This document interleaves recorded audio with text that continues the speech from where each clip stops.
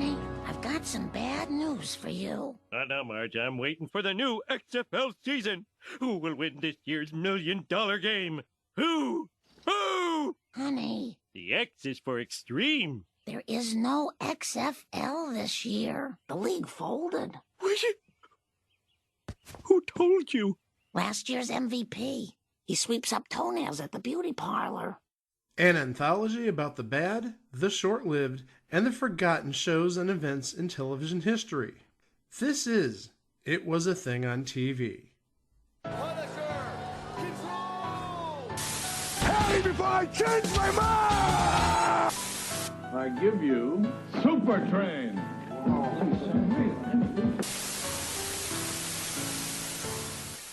Episode 30, Submission 149. Hey Vince, what are we talking about this show? This is the XFL! The XFL aired from February to late April of 2001, and it aired on NBC, TNN, and UPN. So guys, when football season ends after the Super Bowl, we get so bummed because it's like we're not going to have any football for until 8 months, 7 months.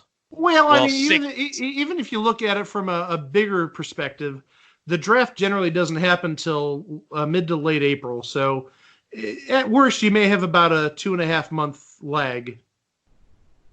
Yeah. So what do you do here? Well, sometimes in the past, we have some leagues that have operated in the spring. Now, originally, guys, we were going to do an episode on alternative football leagues. But because of certain events with our subject, we just had to give this subject its own episode. Oh, and by the way, we are going to do an episode on AAF and USFL and World Football League and NFL. UFL. That's all coming down the road, yes. But we're going to focus just on the XFL today. Yes. To get to the XFL, you got to know about two people.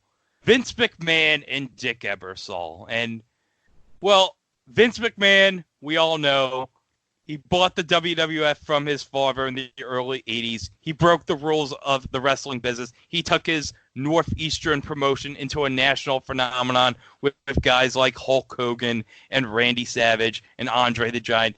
And then you have Dick Ebersol, who got his start working for Roone Arledge at ABC. And then he left to create Saturday Night Live with Lorne Michaels in 1975. And, of course, he would later go on to become the executive producer of Saturday Night Live in 1981 after Gene Dominion's disastrous season, replacing Lorne Michaels in 1980 to 81. Yeah, that's guys, another episode. Yeah, that's September. Yeah, that's September. We were originally supposed to do that last week, but certain circumstances, understandably, had to push that back. But we'll get to that later. So, Vince and Dick, they met each other back in 1985. Both were impressed with their ability to put on a show. So the two of them would partner in the 80s to create Saturday night's main event for the WWF on NBC, which would periodically replace SNL once every 2 months. It was a giant hit, and in the process, Dick Ebersol would help Vince with the WWF's television production, and in the process, improve the production. Because if you ever watched like a WWF broadcast from like a Madison Square Garden house show in like 1984 or early 85 or whatever, or just watch the first WrestleMania, it's like the camera work is kind of crappy. The television production is not that good. Dick Ebersol helped Vince like improve his television production, and it just instantly made it a better show. And they were a great partnership together. But unfortunately, the partnership would come to an end when Dick had to leave Vince to become the president of NBC Sports back in 1989. How did these two men meet each other again, you might ask? Well, how did these two men meet each other?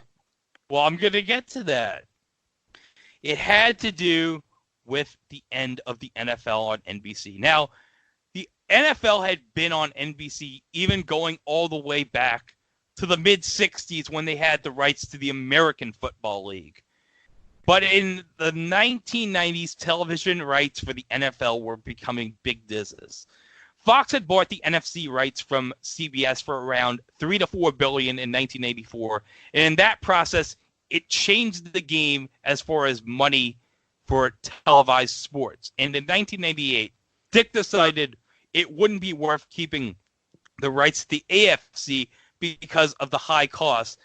They wanted about $500 million per year to broadcast the NFL. So the AFC rights went to CBS as they went back to the football business, leaving NBC out of the football business for the first time since the mid-'60s. Super Bowl 32 would be their final NFL broadcast for at least 6 years. Now, originally, guys, NBC tried to form a new football league with Time Warner. I actually just discovered this.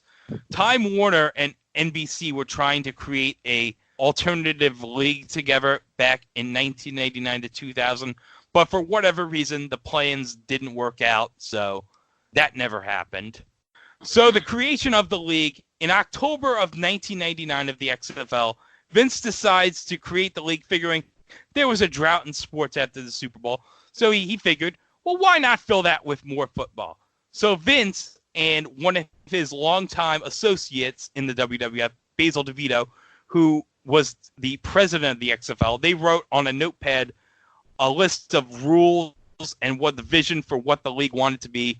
Vince was a fan of aggression and smash mouth football, and he wanted the players in his league to have an attitude similar to the wrestlers in the WWF. So that the WWF announced that they would start the league 1 year from the date on February 3rd, 2001. And the following month, NBC announced that they would be airing the XFL. And not only that, guys, they would be 50-50 partners with the WWF. So when this all started, guys, what was your feelings about this? Well, I was a fresh-faced kid in college, and I didn't know any better. I mean, this would just be my sort of first 5 years of being a very serious fan of football. You got to remember, Carolina, the Carolina Panthers were only in what, their 9th, 10th season. In 2001, they would have been like their 7th season or 6th season. My mistake. Yeah, but yeah, I mean, I was young in my fandom, and I was eager to see what this new league had to offer. I was reasonably optimistic. Football, that like you said earlier, sort of fills that void between the Super Bowl and, let's even say, training camp. I mean, the draft is only 3 days, and there really isn't much football between the draft and training camp, which is in July. So filling that void was exciting, but ultimately the player level just it wasn't that good. I mean, there were NFL retreads and busts and good college players. I mean, some of the names, and Greg and I talked about this earlier, some of the names were decent players in college, but just didn't make the transition to the NFL that well, or weren't prepared enough for the NFL. So I was optimistic about it, but not surprised about its demise.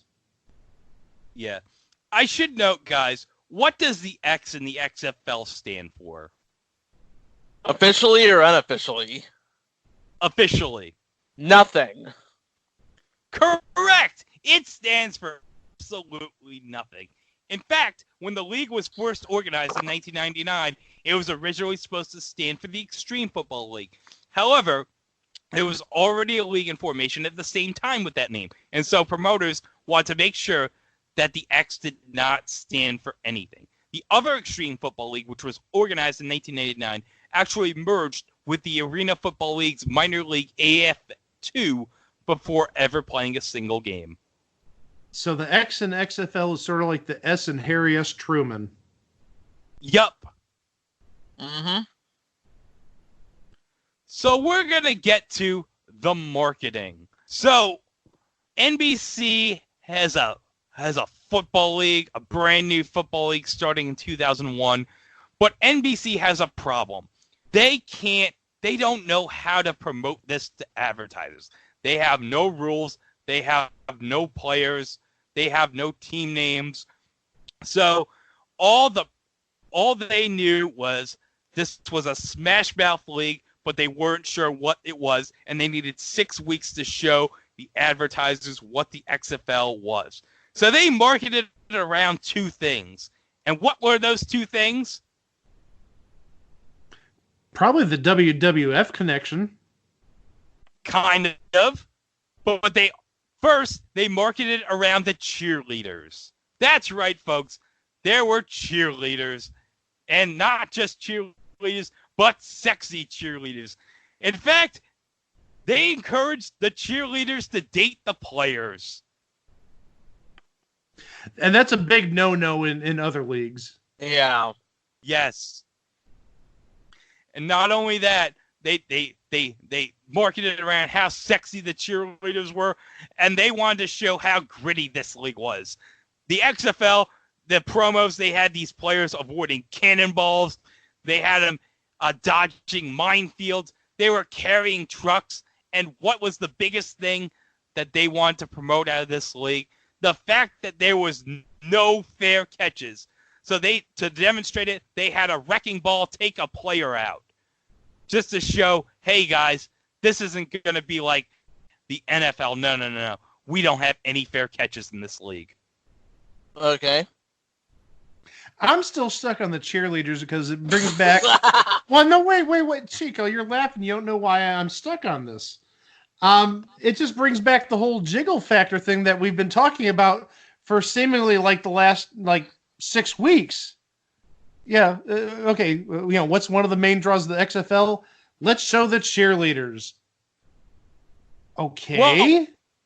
Well, it makes sense because at the time, the WWF, the Attitude Era, was more like swearing, like people getting pissed off, people beating the crap out of each other, and boobs. Yep, that's about right.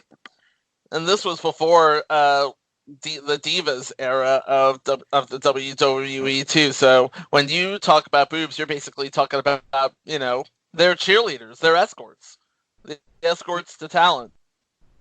Yeah, and by the way, I should mention they would also during the game broadcast they would have like segments on the cheerleaders, like this is what I do when on my work time. But when I'm done with this work time, I'm an XFL cheerleader for, I don't know, the LA Extreme or the Birmingham Bolts or whatever. There was this one segment I saw in one of the games where they have this woman for this cheerleader for the San Francisco Demons. I'm a teacher. I teach second grade students. I work to make sure that these children have a better tomorrow. But when I'm done teaching, I'm an XFL cheerleader. And the cheerleader bites an apple while Van Halen's Hot for Teacher is playing. I'm like, yeah, that's really great for the parents, huh? To have. It's not necessarily great for just the parents. The teacher herself, she's basically telling everybody she works with and her administration and the entire district, hey, look at me. Here's my side hustle. I'm a cheerleader. In the XFL. Let's see what's going on with one of the demon cheerleaders. Hi, I'm Tanisha, and I'm a kindergarten teacher here in Hayward, California. And this is my class behind me. I've wanted to be a teacher ever since I was in the second grade, and now I'm finally living out my dream. On a daily basis, I shape the lives of today's youth for a brighter tomorrow. Not in the show. But when school's out, I'm an XFL cheerleader for the San Francisco Demons. I'm a teacher.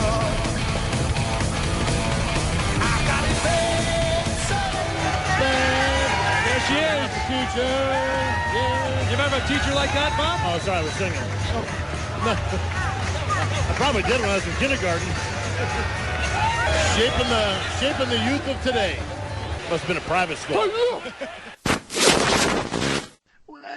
Especially in the XFL. I think if it was any other league, like the NBA or the NFL, maybe it might be a little more dignified.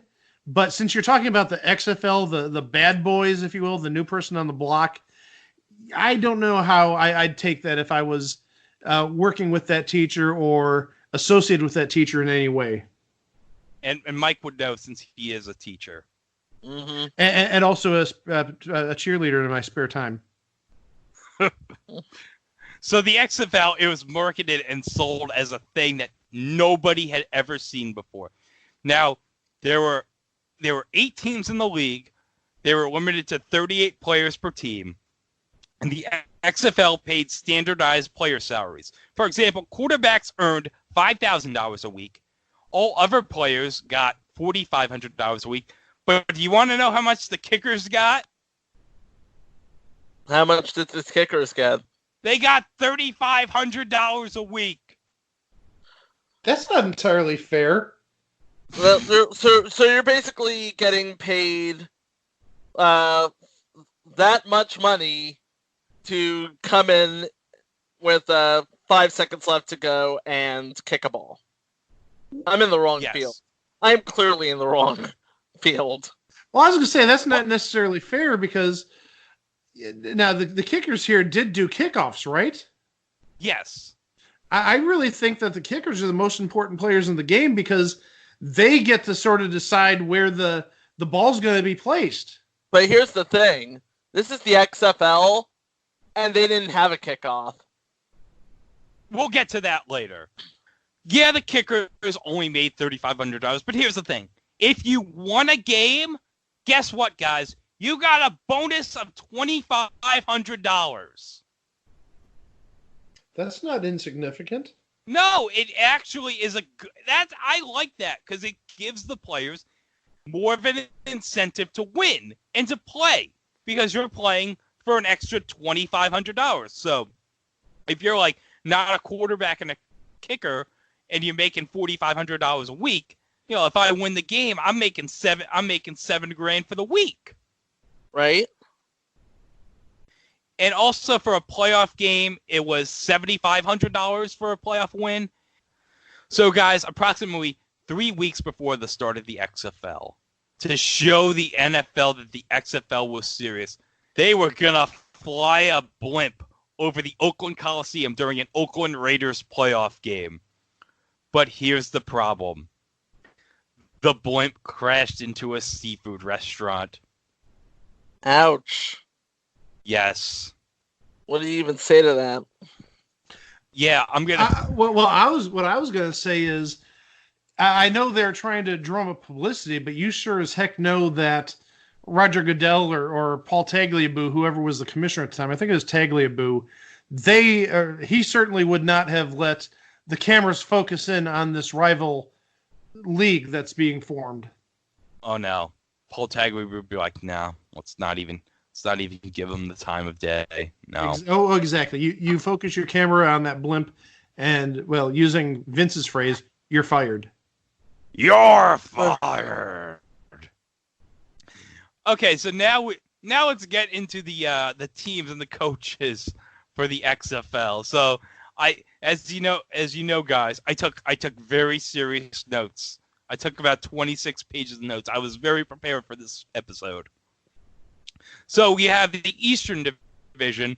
First, you have the Birmingham Blast. Oh, no, wait, I'm sorry. That's not the Birmingham Blast. It's the Birmingham Bolts. Yeah, so guys, originally the Birmingham team in the XFL was going to be called the Birmingham Blast. But you see, there's a problem with the name Birmingham Blast. Can you take a good reason why? Probably about 6 years earlier, there was something that happened in Oklahoma City with their federal building. Well, not only that, but there's also a history with Birmingham and church bombings back in the 60s. Yeah. Oh, yes. You don't want... That's no bueno. Yeah, no bueno for sure. Yeah. So, the Birmingham Bolts head coach, it was Jerry DiNardo, who you might actually recognize. He's currently an studio analyst for the Big Ten Network. He was the head coach at Vanderbilt and LSU. And after the league, he would go on to coach Indiana for 3 seasons. And a fun fact, Jerry DiNardo actually owns an Italian restaurant in Bloomington, Indiana. Guys, do you think our friend Chris Lambert has visited that restaurant? Probably a few times. Yeah, we have to ask Chris about that one day. Have you been to Jerry DiNardo's restaurant? So we have the Chicago Enforcers, and here's a name you might recognize, Mike, as their head coach, Ron Meyer. Yes, I've heard of him. Yeah, Ron Meyer notably was the coach at SMU when Eric Dickerson and Craig James were there. By the way, Craig James killed 5 hookers. Oh God. Oh no. And of course you all know about the SMU scandal with the play for players. But Ron Meyer did go, coach in the NFL. I believe he was probably the only of the 8 coaches to have at least main NFL experience. He was the head coach of New England from 82 to 84 and the Colts from 86 to 91. He was actually the head coach for the Las Vegas Posse in 1994 during the Canadian Football League's brief American expansion. That makes sense. Yes. So next we're going to go to the New York, New Jersey Hitmen. And actually a notable name, their general manager, before we get to the head coach, was legendary Dallas Cowboys wide receiver Drew Pearson. Yeah, Drew Pearson, of course, most notably remembered for that famous Roger Staubach Hail Mary against the Vikings back in '75 at Metropolitan Stadium. I recall it. Okay. So the head coach was Rusty Tillman. He played for the Redskins from 70 to 77. He was a member of the Super Bowl 17 that lost to Miami on special teams. He was a longtime coordinator with the Seahawks from 79 to 94 in various roles. He was the defensive coordinator for Tampa Bay for a year in 95, spent a season as a special teams coordinator in Oakland in 97, was the defensive coordinator for the Colts in Peyton Manning's first season in 98 under Jim Morris Sr., and later after the XFL ended, he served on Mike Tyson's Minnesota Vikings staff on special teams from 2003 to 2005. Okay. He has experience, to say the least. Yes. Next, we go to the Orlando Rage. Their head coach was Galen Hill. Galen Hill actually was the head coach at the University of Florida for Steve Spurrier from 1984 to 1989. Galen Hill coached in the World League of American Football / NFL Europe, another future installment, with the Orlando Thunder for a season in 1992. And then he coached with the Rhine Fire from 1995 to 2000. Hill coached in 4 World Balls, 1 with the Thunder and 3 with the Fire, and won 2 World Ball titles, and was named Coach of the Year in NFL Europe 3 different times in 1992, 1998, and 2000. Wow, storied career. So they're basically going football minds with wrestling guts. Kind of. So now we go to the Western Division. We go to the Las Vegas Outlaws. Their head coach, Jim Kreiner, was a head coach in college for Boise State and Iowa State, and spent 2 seasons in the aforementioned World League as an offensive line coach for the Sacramento Surge. And then when the World League became NFL Europe, he coached the Scottish Claymores from 1995 to 2000. Okay. Never heard of him. I've heard of him. It used to be for a while, if you had the Madden game, they would include the World League / NFL Europe teams. Yes. You see that's during the era where I didn't really play video games. From about 95 until pretty much about 2002 or so. So that explains it. They had NFL Europe teams in the PS2 Xbox Madden era. I'm afraid to admit this.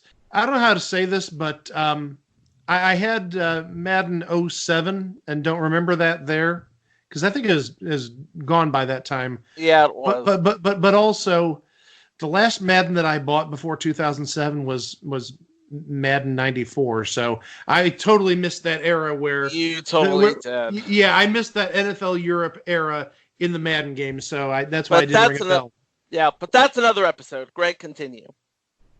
So next we have the Los Angeles Extreme. Their head coach, Al Luginbill, was a head coach at San Diego State for 5 seasons and coached the Amsterdam Admirals from NFL Europe from 1995 to 2000.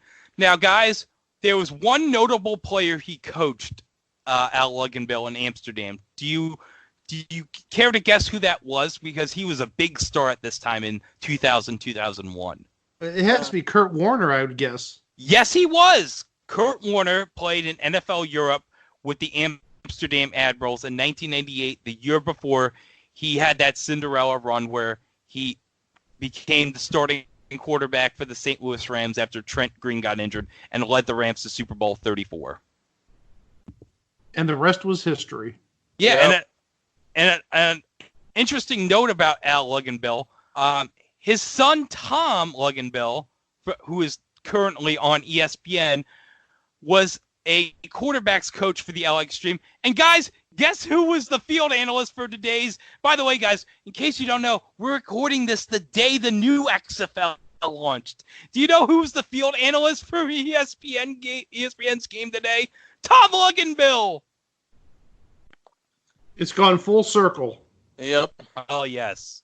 So next you get the Memphis Maniacs. Their head coach, Kippy Brown, was a wide receivers coach at Memphis State, Louisville, and Tennessee. He was the running backs coach here with the Jets from 1990 to 1992 under Bruce Coslett. He had a bunch of other stints as Tennessee as a wide receiver coach. He was actually the coach, running backs coach for the Miami Dolphins for 1997 to 97, and later won a Super Bowl as the wide receivers coach for the Seahawks under Pete Carroll in 2014.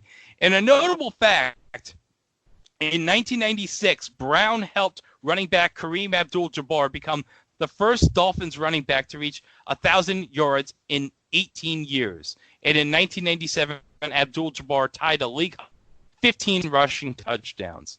Yeah, do you remember the football Kareem Abdul-Jabbar, guys? Yeah, I was just going to say, it's not the Kareem Abdul-Jabbar that you know. Yeah, I remember him. He was a decent player. Yeah. And a notable fact, the Maniacs director of player personnel was Steve Ortmeyer, who was the architect of the Super Bowl 18 champion Los Angeles Raiders. And last, we have the San Francisco Demons. Their head coach was Jim Skipper. He was the running backs coach for the Philadelphia/Baltimore Stars in the USFL from 83 to 85 under Jim Moore Sr. He went with Moore to the New Orleans Saints, where he was the running backs coach for 10 seasons from 86 to 95, and was the running backs coach for Arizona for a season in 96, and was the running backs coach for the Giants from 97 to 2000 under Jim Fossil. And by the way, Chico, a notable fact you'll love, he was the running backs coach for the Carolina Panthers in 2 different stints between 02 to 10 and 13 to 18, and was the running backs coach for your team's 2 Super Bowl appearances. Yep, sure was. And he helped make NFL history as 2 of his running backs, D'Angelo Williams and Jonathan Stewart, became the first set of teammates to ever rush for over 1,100 yards in the same year. Awesome stuff. Yep. So the broadcasting, guys. So we mentioned NBC was a 50-50 partner with the WWF in this league. So they had 2 games on Saturday nights in prime time. They had an A game and a B game. So for the A games, at least in the first week, you had the following commentary team. You had Matt Vasgersian and Jesse the Body Ventura. Now, guys, you might be saying, well, wait a minute, isn't this 2001? Wasn't Jesse Ventura the governor of Minnesota at the time? Yes. But, guys, did you know that Jesse the Body Ventura for 2 seasons in the late 80s was a color commentator on radio for the Tampa Bay Bucks? I did not know that. Nor did Yes. No. And, of course, Matt Vasgersian at the time, I think he was just like a play-by-play guy for the Brewers at this time, wasn't he? He was still in Milwaukee, right? The Brewers are the Padres, I would assume. Because I'm pulling it up. Hold on. Okay. Well, he was with the Brewers from 97 to 2001, and then he went to the Padres in 2002. So this was right before the last season that Matt Vasgersian was doing play-by-play for the Brewers. Yes, and of course, Matt Vasgersian will come up in future installments, Sports Geniuses, and another future installment, Baseball IQ. Those are not on the list. They will be by the end of the night. How about that? And in the B game, which was mainly just the regional telecast in whatever team's market was playing. Like, for example, the B game the first week was Orlando-Chicago. So it'd just be like the Orlando-Chicago markets. You had Jim Ross and Jerry the King Lawler on the B game. Now, Jim Ross, notably, it should be noted, actually did have NFL experience. He was, for one season, the Atlanta Falcons play-by-play man on, I believe, WSB in Atlanta before he went to the WWF. So he had a Saturday A game and B game in primetime on NBC. But for the weekend, you had a Sunday afternoon game on TNN and a Sunday evening game on UPN. Guys, what stations were the WWF broadcasting at the time? UPN and TNN. Yes. I think they had been, SmackDown was on UPN for at least a year and a half at that point, and TNN would have just gotten Monday Night Raw in probably about 2000 from USA Network in September. So for the TNN broadcast, you had Craig Manvini as the play-by-play announcer, who actually worked in the WWF in the late 80s as Craig DeGeorge. In fact, Craig DeGeorge will turn up in future installments, Herb Abrams' Universal Wrestling Federation, and future installment, Roller Hockey International on ESPN. That's a deep cut. Oh, yes. Oh, we're only beginning with the deep cuts, I think. But Mike, you're going to be very excited when I tell who the color guy was on the TNN broadcast. You ready? Oh, lay it on me. Bob Golick. Wait, the Bob Golick from Saved by the Bell, the college years? Yes! That's that Bob Golick. I have no words. Oh, boy. But on the UPN broadcast, you have Chris Marlowe, who was, I guess from my research, some kind of volleyball player turned announcer. But that's not the important part. The important part is who his color guy was on the UPN broadcast. Are you ready for who his color guy was? Who was his color guy? Brian Bosworth. Yes, folks. Brian Bosworth of your installment, Blue Mountain State. Okay, there you go. Mercy. So, guys, that's not all. I have a fun fact I just discovered. Do you know who was a sideline reporter for the LA Extremes radio broadcasts? Who was the sideline reporter for the LA Extremes radio broadcast? Super Dave Osborne. Shut up. Oh, that's great. I just hope he had Fuji on the sidelines with him. Could you imagine Super Dave's giving his sideline report and just randomly a player runs into him and he crashes into a wall and he turns into like a pancake? Oh, that's great. So when we think of the XFL's television presentation, we think of one notable thing that it gave us. The Skycam, or in this case, the X-Cam.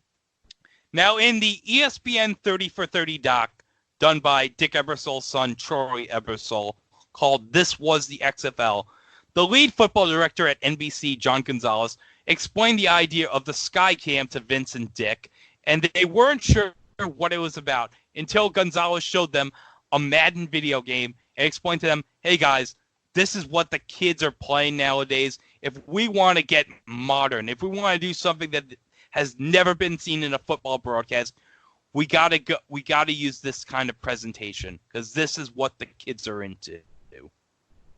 Makes sense. Yep. And not only but they also had something called the Bubba Cam, which was a guy on the field, usually in the huddle while a play was going on, and usually taking shots of the action on the field while the play was going on. And Mike, we were talking about this before we started the episode, because I showed you one particular instance in a Week 2 game. I recall it. So there's a cameraman on the field, just being on the field.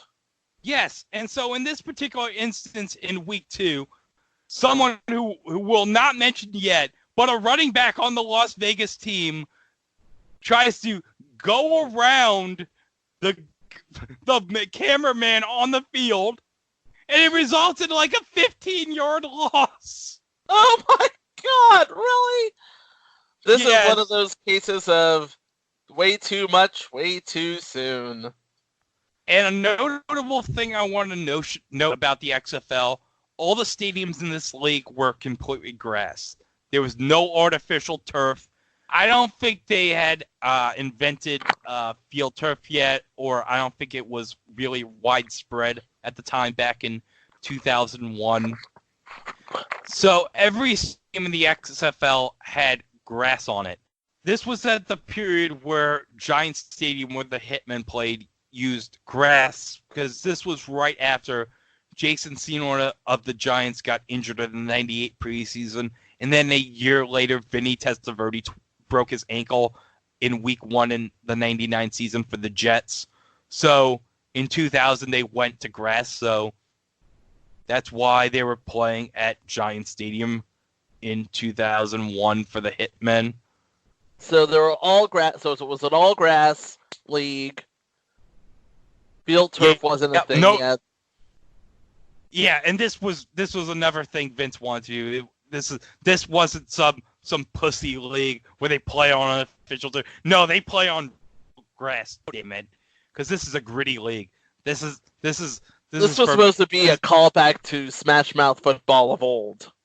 Yes, this was supposed to be like defense is the best, and yeah, it's going to be rough and in your face and whatever. And what screams rough and in your face than what they did to start the game? Now you might say, Greg, doesn't a football game usually start with a coin toss? No, folks. No. In the XFL, they had an opening scramble for the ball. So what it was they would place the ball at midfield, and they would have two players run a 10-yard dash and try to gain possession of the football. And if the team got possession of the football, they had the right to either kick or receive. They were making a big deal out of what was ultimately a glorified 10-yard dash with a dive for a football at the end. Now, it was really cool when I first saw it. Then it gets kind of, I don't know, old, you know? Yeah. And by the way, I should mention, guys, the XFL's first injury resulted from the opening scramble. In Week 1, Orlando's free safety, Hashan Samiz-Dean, suffered a separated shoulder prior to the Rage's 33-29 season opening win over Chicago. And he ended up missing the entire season. Oof. Yeah. Oh, yeah, that's not any good. No, it is not. But, not only that, but they had no point after touchdown kicks. Boy, those kickers did have an easy job, didn't they? Told you they had an easy job. Yeah, they just had to kick field goals. So after every touchdown scored, no extra point after the kicks were done, due to the XFL's perception that an extra point was a guaranteed point. So to earn a point after a touchdown, teams would run a down from the 2-yard line, similar to a 2-point conversion. And actually, this was not a new thing, because the World Football League actually experimented with this as the action point, and it was identical to a 1968 pressure point experiment by the NFL and American Football League, used only in preseason interleague games that year. So, guys, we talked about the whole thing about how there were like no fair catches in the XFL? Right. Yep. So I'll explain the punting rules for a second. The XFL imposed a number of restrictions on punting that are not present in most other league rules, the net effect of which made punts in the XFL operate under rules more akin to kickoffs. The purpose of these provisions was to keep play going after the ball was punted, encouraging the kicking team to make the ball playable and the receiving team to run it back. To this effect, punting out of bounds was a 10-yard penalty, outlawing the coffin corner punt commonplace at most levels of the game. Any punt that traveled at least 25 yards past the line of scrimmage could be recovered by the kicking team. Guys, remember that part when we get to the championship game. I'm going to remember that part. Yes. Thus, instead of letting the kicking team down the ball as is common in other leagues, the receiving team was required to try and return the punt or else lose possession. Also, the kicking team was prohibited from coming within 5 yards of the punt returner before he gained possession of the ball. This rule, known as the halo rule in college football and common in the CFL, was dubbed the danger zone in the XFL. Coming within 5 yards or less of the danger zone was a 5-yard penalty, much in the same as the no yards penalty in the CFL. Now, fair catches, of course, as we mentioned, were not recognized. So, basically, it's kind of misleading, no fair catch, because legally the player has to be within 5 yards of the receiver before he catches the ball. Mm-hmm. Yeah, so that's kind of a rip, guys. Kind of, sort of, yeah. Yep. So the play clock in the XFL used a 35-second play clock, which was a little up from the NFL's 40-second play clock in an effort to speed up the game. Now, in comparison, XFL games are shorter than NFL games on average. So yeah. Yep. So now here's where we get to one of the notable parts about the XFL: the jersey nicknames. Oh yes. Oh yeah. So the XFL would allow their players to wear a nickname on the back of their jersey. Vince thought that it would be a great idea, considering that most professional sports leagues would have the back, just the name, last name on the back of your jersey. But Vince was like, you know what? I want my players to show personality, damn it. So I want the players to have nicknames on the back of their jerseys. Although, that goes into what Vince has said about the XFL. It's like, well, the NFL was the no fun league. The XFL is the extra fun league. Well, the NFL is still the no fun league, if you ask me. But this is a clever idea, and it's sort of carried on to Major League Baseball the last 3 seasons with their Players' Weekend. Yeah, because what's one of the best things about the Players' Weekend? The wacky nicknames on the back of the jerseys. No, not just the wacky nicknames, but also basically every team is sort of wearing the same type of jersey. Just different colors, but same font. But it gives them some personality, especially when you've got players in Major League Baseball nowadays. They have on the back of their names, instead of their nicknames, they have emojis. Oh, yeah. Could you imagine if the original XFL lasted 20 years? We could have had, like, emojis on the back of the jerseys. Mm-hmm. That wouldn't be too bad. So now we finally get into the first week of the XFL, and there was one notable player with a nickname that would be something that is remembered to this day. In the National A game between the New York, New Jersey Hitmen and the Las Vegas Outlaws, there was one notable running back that had a nickname that everyone remembers. His name was Rod Smart, and the nickname was He Hate Me. Everybody loved He Hate Me. But, I mean, think about it. The name sells itself. He Hate Me. Why does he hate me? Who is he hate me? What does he hate me? And the way Rod Smart responded is, he hate me that guy hate me, everybody hate me. Yeah, it just sold itself, and you had like an instant star born right there. And the thing is, America loved him. I mean, that was maybe not the best player, but by far that was probably the most popular player in the XFL. Definitely the most personality. It's like everybody loved He Hate Me. Yes. But of course, the first game you have massive ratings for week 1. I think you had something like an 11.5 rating for NBC. But here's the thing, though. The first game, at least the A game between New York and New Jersey, was a boring game.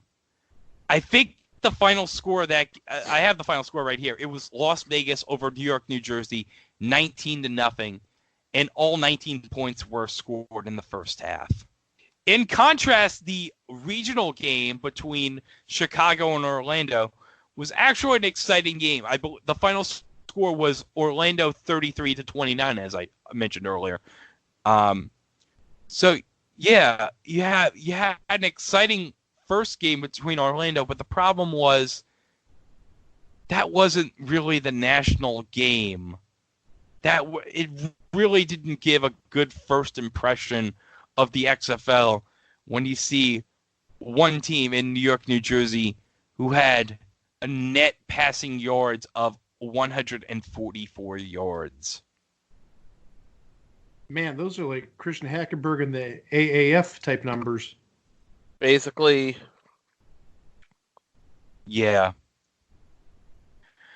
In week 2, you have a notable switch. Now, in the XFL documentary from 30 for 30, Matt Vasgersian talks about how, for whatever reason, Vince McMahon just was not a fan of the way Matt Vasgersian called the game.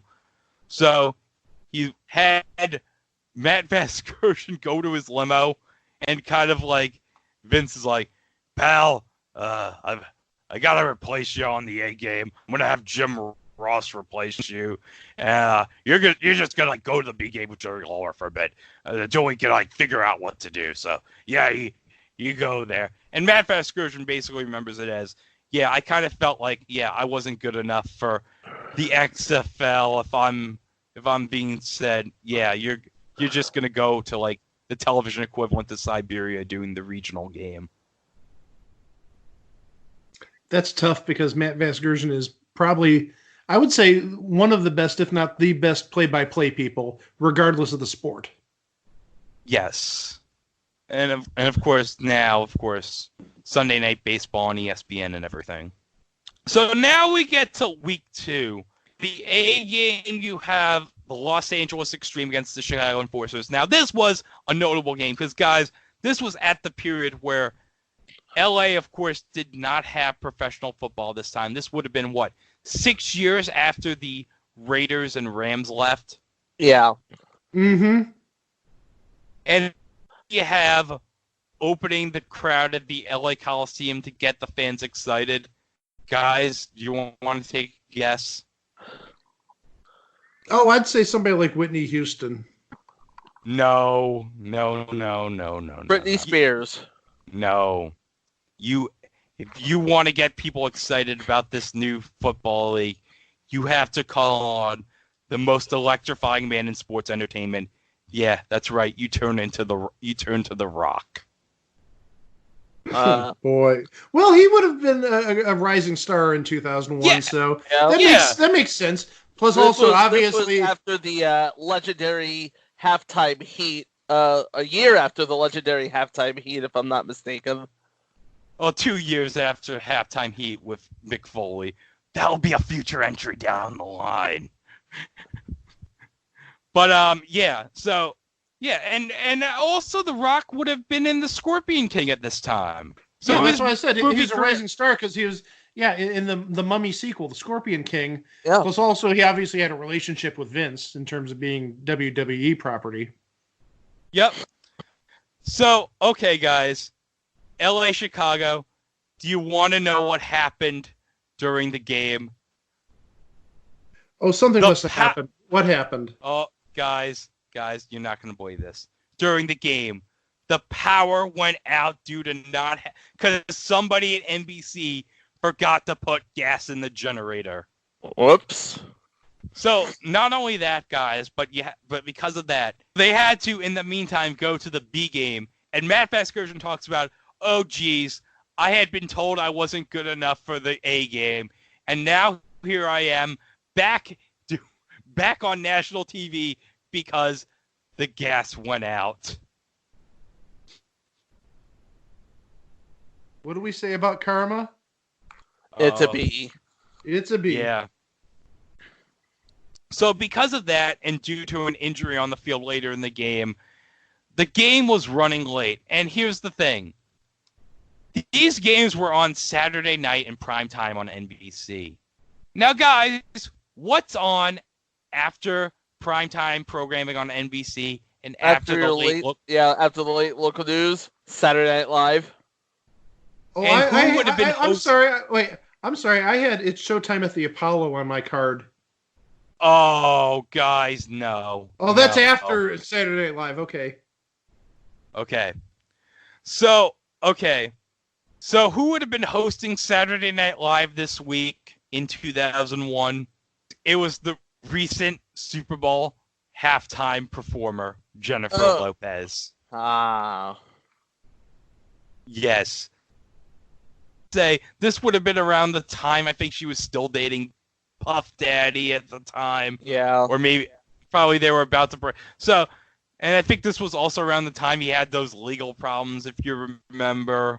Yep. I think we all remember that. So yeah. So needless to say, this was a heavily hyped episode. But here's the thing though. The game was tied after regulation. And they actually went to double overtime. And this is one thing I skipped because I wanted to talk about this.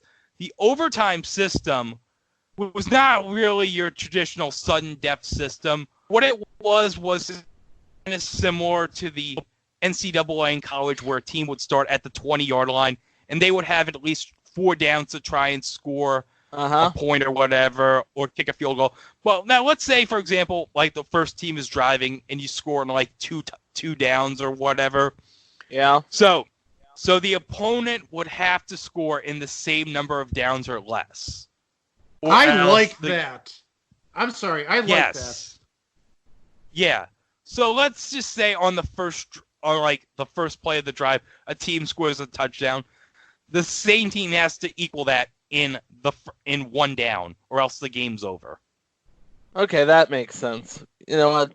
Sort of like it is the literal definition of sudden death.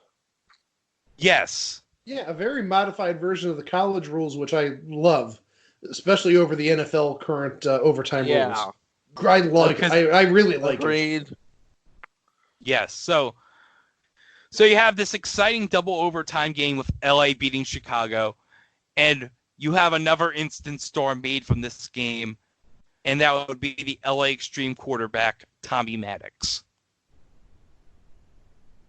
who at the time, I believe, was largely considered like a cast-off from the NFL. Yeah, I mean, he was the first-round pick of the Broncos, I believe, in 1992, maybe 93. But yeah, he was supposed to be like the heir apparent to John Elway in Denver, and he wasn't. But yeah, this is a great way to revive his career because he did have a brief comeback to the NFL shortly thereafter. But more about that later, probably. Yeah. So, all right. So here's the thing. SNL runs late because of this exciting game.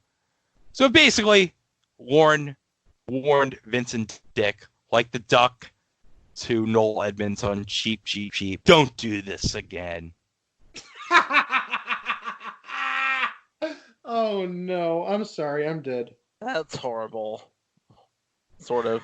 But here's the thing. But not really. But here's the thing. I mentioned in the first week how the XFL ratings were phenomenal. Like it had an 11.5 rating. The XFL in week 2 got half the audience in week 2. Still good, but not as great as the first week. But here's the problem. As the league went on, the ratings went down and down and down. And it didn't help that basically most people in the press basically ripped the league apart as low rent.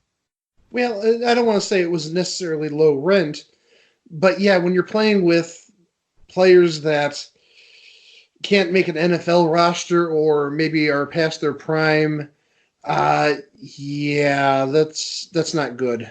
Nope. All right.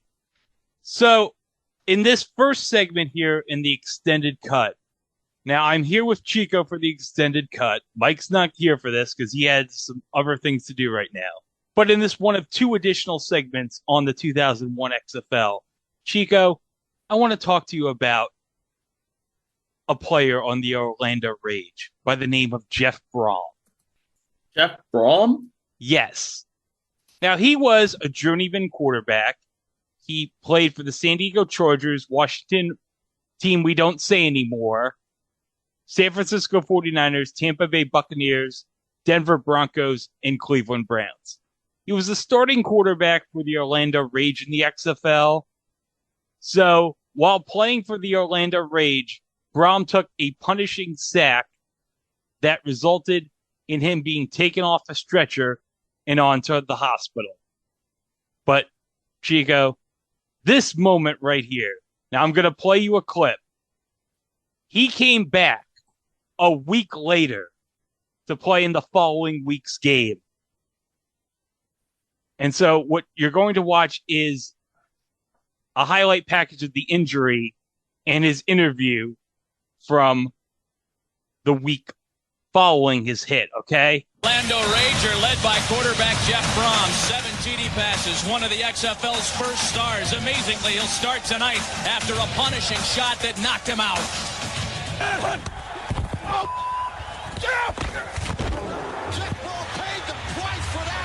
My first reaction was I was shocked, stunned, dazed, confused, was kind of in another state of mind.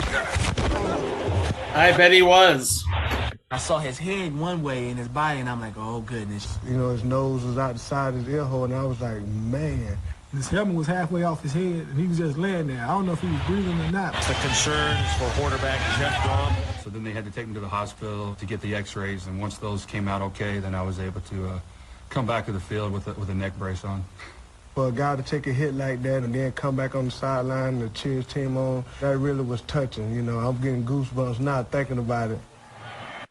All right. Now, Chico, what follows here is maybe the single greatest moment in the history of the OG XFL from 2001, okay?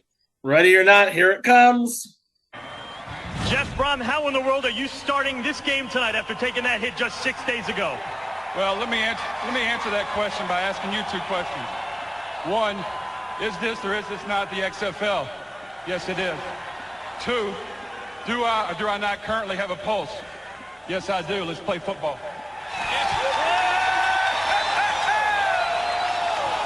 Now that was awesome, wasn't it?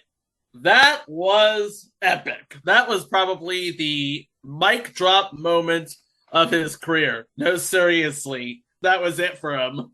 Yeah, because unfortunately Brom suffered a career-ending shoulder injury about a week or 2 later. But that would not be the end of his story, because he would go on to coach at his alma mater, Louisville, first as a quarterback's coach and as an assistant head coach before moving on to become the head football coach at Western Kentucky from 2014 to 2016, the head football coach at Purdue from 2017 to 2022, and recently was named the new head coach of the Louisville Cardinals. Does that make him an ACC legend now? Sure. So one of the notable critics of the XFL was actually someone from within NBC, someone notable at NBC Sports, but Dick Ebersol said, No, you don't really have to do this. And that was Bob Costas. Oh, boy. Oh, boy. Yeah, you don't want to mess with Bob Costas at NBC Sports. Yeah. Now, guys, do you remember when Bob Costas had a show on HBO? Yeah. Yeah, I remember it. Yeah. So he had Vince on for about 30 minutes on his show talking about how horrible he thought the XFL was. And basically Vince was just like pissed at him, saying, "Oh, you don't know what you're talking about," and whatever, and just went up and got into his face and pointed a finger at him. Yeah, I'm sort of surprised this didn't end the same way that Jim Rome and Jim Everett did. Oh, boy. Well, again, you're talking about Vince and wrestling. I wouldn't be surprised if he was going to get confrontational about it. Well, the bottom line is, by the middle of the season, this thing was hemorrhaging. It was hemorrhaging. It was hemorrhaging out of control, and it was hemorrhaging out of control, and it was a laughingstock of football leagues. Yeah, and in fact, guys, as a desperate ploy for ratings, they advertised on 1 week that they were going to go into the cheerleaders' locker rooms. Ooh. Yes, and do you know how this segment went? How did this segment go, Craig? Probably not very well, but not at all well, is it? No. In fact, it was a weird sequence where Vince was directing the cameraman. All right, you're gonna go into the locker room and you're gonna get the cheerleaders. Are you ready? Go! And then the cheerleader bumps his head, and then there's this weird dream sequence with the cheerleaders. And then for some reason, guys, I hope you're sitting down, okay? This segment ended with, for some reason, Rodney Dangerfield coming out of the locker room wearing a towel, talking about how he gets no respect. What? Yes! Yes, I'm not even kidding you. Rodney must have been desperate in 2001. Oh my gosh. Yeah, Rodney clearly must have needed the money at this time. Apparently that Ladybug's money doesn't go far. Not really, no. No. So the next segment that I want to add on here to this episode from the stuff we did regarding the 2001 XFL back in 2020 was regarding Jesse Ventura. Now, I didn't mention this in the original recording of the episode back in 2020, but there was one person who took issues with Jesse's commentary, and that was Rusty Tillman, the head coach of the New York, New Jersey Hitmen. And I have this Washington Post article from February 28th, 2001 from Leonard Shapiro, and it's titled, "Tillman Takes Issue with Ventura's Hype." On a day when NBC's top entertainment executives said the network intends to fulfill its 2-year commitment to televise the XFL in primetime on Saturday night, despite failing ratings, one of the league's coaches sharply criticized NBC Sports' XFL analysis, Minnesota Governor Jesse Ventura. During the first half of Saturday's game between New York, New Jersey, and Chicago, Ventura, a former World Wrestling Federation wrestler, called New York, New Jersey coach Rusty Tillman a special team star for the George Allen Redskins, and later a respected NFL assistant coach, gutless, for kicking a field goal and not going for a touchdown on 4th and goal from the 1. Informed about the gutless remark by NBC's sideline reporter Mike Adamley, Tillman said on the air, "Good for Jesse. I don't have anything to say about Jesse Ventura. He wouldn't know if a football was puffed or stuffed." This is true. I don't believe Jesse Ventura ever played football in a professional or otherwise situation. Yeah, because as I mentioned in the previous stuff from 2020, he was a commentator for the Tampa Bay Buccaneers before the XFL, like back in the 80s, but as far as I know, never played football. Yeah, it's like he was hired simply for A, curating, and B, showmanship. It's the same reason why you have Ed Lover replacing Scott Farrell in season 2 of Battle Dome. Well, that, and also I think because Scott Farrell, I think, got a job as an NHL announcer for the Atlanta Thrashers. True story, Scott Farrell did NHL radio color commentary for the Atlanta Thrashers. Today I learned. Okay, back to the article. As he was walking to the locker room after his team's 13-0 victory, Tillman told the inquiring Ventura, "I don't want to talk to you, Jesse. I got nothing to say to you." We are standing by for Jesse the Body Ventura. Got to hold it down. To talk to Rusty the Intimidator Tillman. There he is. Jesse venturing into hostile territory here. He's got a beeline on Rusty Tillman. And Fred Rogan saying, "Hold up here, partner."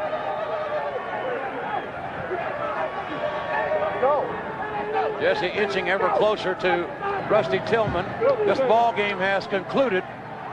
And New York wins their first one, 13-0. How feeling after the win? I feel fine. Ain't you gonna talk to me? You won. Sure did. Where's Coach at? Look at this. Where is he? Come on, Rusty. Hold on.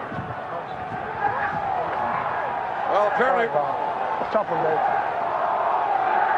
And the fans here in Chicago with a chant, I would assume, directed toward Rusty Tillman, who didn't really want to talk to Jesse the Body Ventura. Yeah. Rusty, why won't you talk to Jesse? What's the matter? Hey, I don't want to talk to Jesse. Come on, Rusty. For what? What do you want to talk about? I want to congratulate you. Yeah, First win, you're back in the race. Jesse, I got Your nothing team to say gets to the you. bonus. I got nothing to say to you. Wow, I'll tell you what. I got him intimidated. There's no doubt about it. The guy couldn't wait to get off the field. He's afraid of me. All right, Jesse. And these fans are afraid of me, huh? Ventura countered by saying, "Wow, I got him intimidated. There's no doubt about that. That guy couldn't wait to get off the field. He's afraid of me." But yesterday in a telephone interview, Tillman said he'll respond in kind Saturday night when New York, New Jersey hosts Los Angeles in a game that was reslotted by NBC to primetime Saturday night in order to take advantage of the Tillman-Ventura episode. "I'm going to fix them this week," said Tillman 55. "I'm going to go on there and talk about Jesse. All the league suits, the TV suits too. I told them when I signed on to coach this team, I'm not going to do this WWF garbage. First of all, that whole gutless business on and after the game was manufactured by them to get me going. Jesse's been on my butt since day one. I know what that's about." It's about BIS, butts and seats. And also trying to get ratings, because Lord knows the ratings for the XFL were dropping week to week, and they needed something to generate ratings. And like Rusty Tillman says, he is a coach first and a showman second. He takes his job very seriously, even if NBC and the XFL don't. Well, he is a professional. A professional. Thank you, Sheik. I'm a football coach. I'm not going to embarrass myself on national television. I'm not going to embarrass my friends and family. I'd like to whip his butt, but that's not going to get me anywhere. I don't like this WWF stuff. I think their TV announcers are awful. Jesse is terrible. Brian Bosworth isn't any good. People would be better off tuning out the sound and listening to the radio if there is radio. By the way, the New York, New Jersey Hitmen did have radio on WABC 770. I remember this. They don't know what they're talking about. I don't think they get it. And the ratings are being had every week. I asked the league after the thing last week, can't we just drop this? Then they changed us to the league game, and they think it's great. That's great. Goddamn, pal, you don't know that this is great for ratings? I'm a coach, like I give a damn about ratings. I missed my calling as a coach. Okay.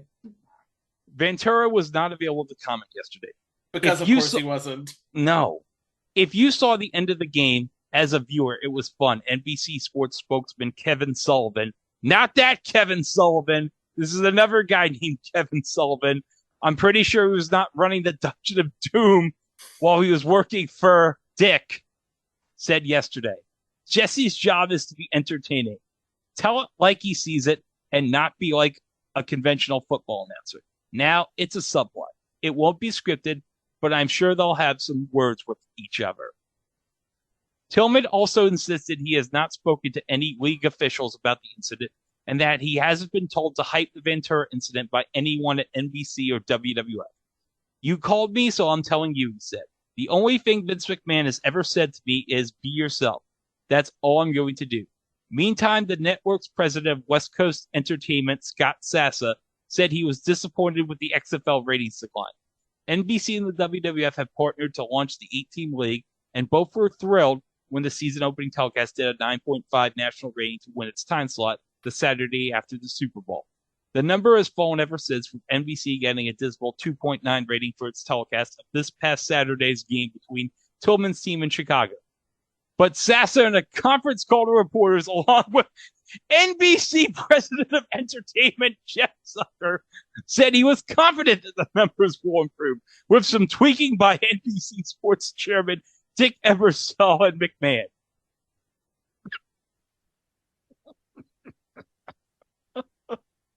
How's that working out for him? Can you imagine Jeff Zucker, that fine, upstanding human being, Jeff Zucker, trying to spin the ratings for the XFL in a conference call?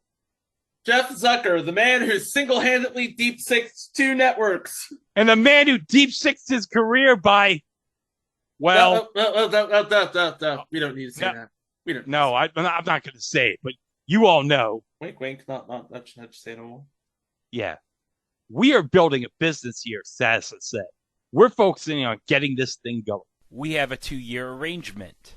Based upon the agreement, we are planning to be on for 2 years. They were not on for 2 years. Asked if he had an explanation for the decline in ratings, he said, I don't know why. If you have the answer, Jesse Ventura called Rusty Tillman's field goal decision gutless. Wait, how's that answer? Something? I don't know. We're building a business here. I'm getting a thing, and somebody's trying to start something. I think they're trying to make fetch happen with this feud. It's not going to happen. And people wonder why people were tuning out. Are people who watch football wrestling fans? Not necessarily. Are people who watch wrestling football fans? Not necessarily. When you turn on football, you're not about to watch wrestling. You're about to watch football. I know I'm about to watch football. Well, there's a certain segment of wrestling fans, and I've seen this, that don't necessarily watch sports whatsoever. I would say that there's maybe a good, say 10, 15% of wrestling fans who don't necessarily watch sports, which is kind of weird. I'm guessing maybe they're just watching it for the entertainment factor. Which I don't get, but whatever. Now, there may be some wrestling fans who are not necessarily sports fans who might be watching also for the work rate of the wrestling. Because I know that's like a big thing on the internet, how people are like, oh, work rate. Yeah. But when you go to football, it's like, yeah, there's some crossover with football and wrestling. And I think that's probably what Vince was counting on for the 2001 version. Because this was marketed as, this is going to be like violence. This is going to be like old school, gritty football. And it really wasn't. No, it wasn't. I mean, the football was like, when you have like rejects from the Arena League and the CFL and some NFL cast-offs in your league, it just not working. And I think that's why everyone just bashed the hell out of this, because it was marketed as, this is going to be like football the way it used to be, and it wasn't. No, it wasn't football the way it used to be. I've seen enough Jaguar Gator 9 videos, A, to know what clicking the card in the upper right corner does, and B, to know that old school football is like what it was football. It wasn't any of this pageantry. It wasn't any of this showmanship. To quote a great American, Andy Griffith, what it was football. That's the way it was, and we liked it. We loved it. Hallelujah. But just remember, whenever you watch a Jaguar Gator 9 video, just remember, you're always going to need that context before you get into the reason why you're watching the video. That's what I appreciate. You got to need that context. You need the context, yes. Of how this happened before you get into the reason you're watching the video. And to get the context, you have to click the card in the upper right corner. Yes. We love you, Jaguar Gator 9, if you're listening, by the way. Respect. Respect, homie. So now, all right, so we talked about how the league was just hemorrhaging money. The ratings were going down, but still, this league had to go into a conclusion. So we have to go into the postseason. So how did the postseason work, you ask? Well, you'd think, okay, 8 teams, 2 divisions, 4 teams. You'd have to think the first and second place team in each division would play each other, and then the winners would play in the championship game. No. For some reason, the top team in the East, in this case Orlando, would play the second top team in the West, San Francisco, and then the top team in the West played the second top team in the East, which was Chicago. Now, there was one difference in the postseason. Now, remember how I said you had a 1-point conversion at the 2? Uh-huh. Mm-hmm. Well, I guess to add, like, some interest in the postseason, knowing ratings were down or whatever, they changed the rule where you have the option to go for a 2-point conversion at the 5-yard line or a 3-point conversion at the 10. So in the first semifinal game between Orlando and San Francisco, Orlando had a 16-point lead after the first quarter, but San Francisco would score 10 points in the second quarter to cut it 16-10. Then San Francisco scored 2 field goals in the third quarter to tie it. And then San Francisco got a field goal and an interception return for a touchdown. Yeah, Mike, I said it. It's an interception return for a touchdown. I didn't refer to it as the other title. Good. And an extra point in the fourth quarter to lead 26-16. So after San Francisco made it 26-16, Orlando got a late touchdown and got a 3-point conversion to cut the score to 1. But San Francisco would hold on to prevail on an upset 26-25 victory.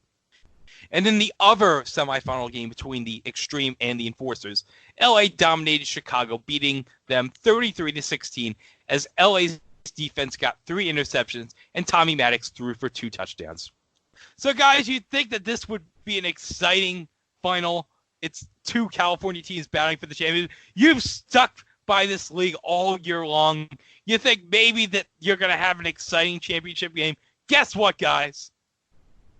This was profiled on SB Nation's ongoing YouTube series, The Worst. And guess what? There was only 1 season of the original XFL, so you're going to guess that this title game was not good. So the following clip that you're going to hear is from the April 20th, 2001 episode of Late Night with Conan O'Brien, where Conan previewed, and you're not seeing me do the air quotes around previewed, the XFL championship game between LA and San Francisco. And let me tell you, given Conan's later problems at NBC, I wouldn't be surprised if Dick Ebersol remembered this around 9 years later. A few short months ago, there was no way anyone could have guessed it would all come down to this. Of course, I'm talking about tomorrow night's XFL championship game.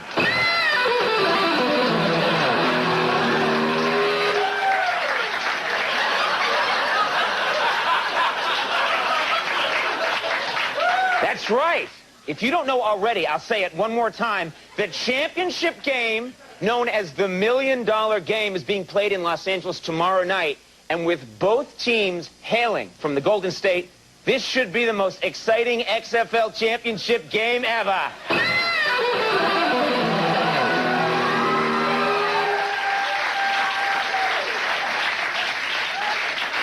Yeah! NBC is definitely one proud peacock because they're showing the game between the San Francisco Demons and the Los Angeles Extreme live.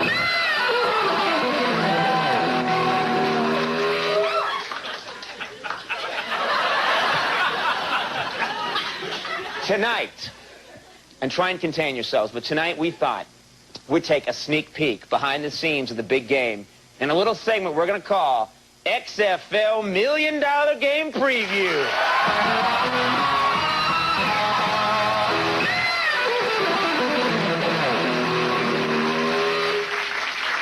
If I hear that guitar thing one more time, I will lose my mind.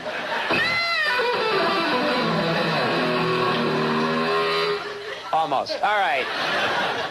First off, as in any big game, the mayors, did you know this? The mayors of each city have made a wager with each other. True story. That's right. The mayor of San Francisco has put up a big bucket of who cares.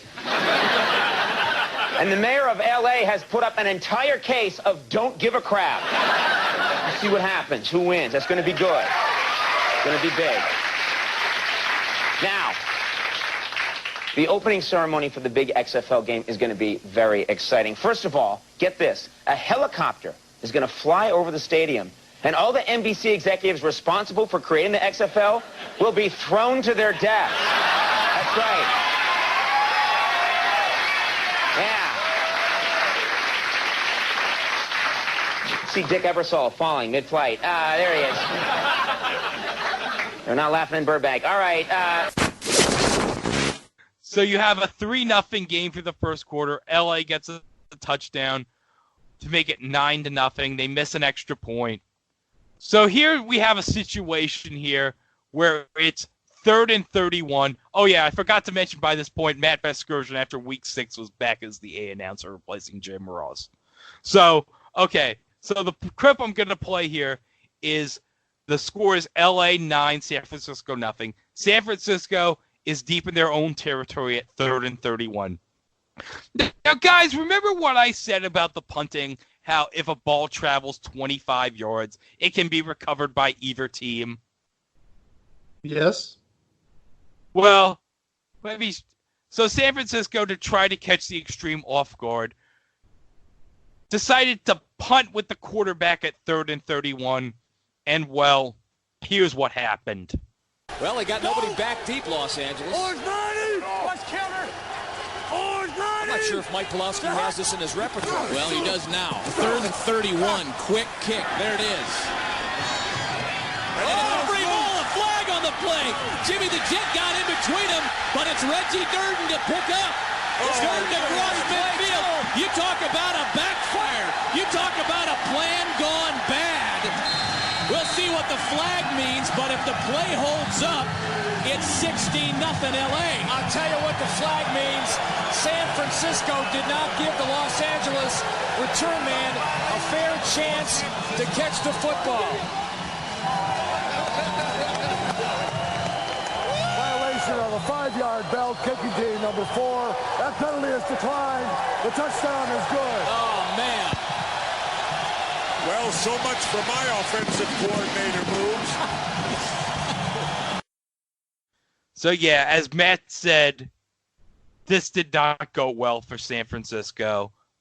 I think, 2 players collide into one player from LA, and then the number 21 in LA picks it up, and he just returns it his merry way for the touchdown. It's a good rule in theory.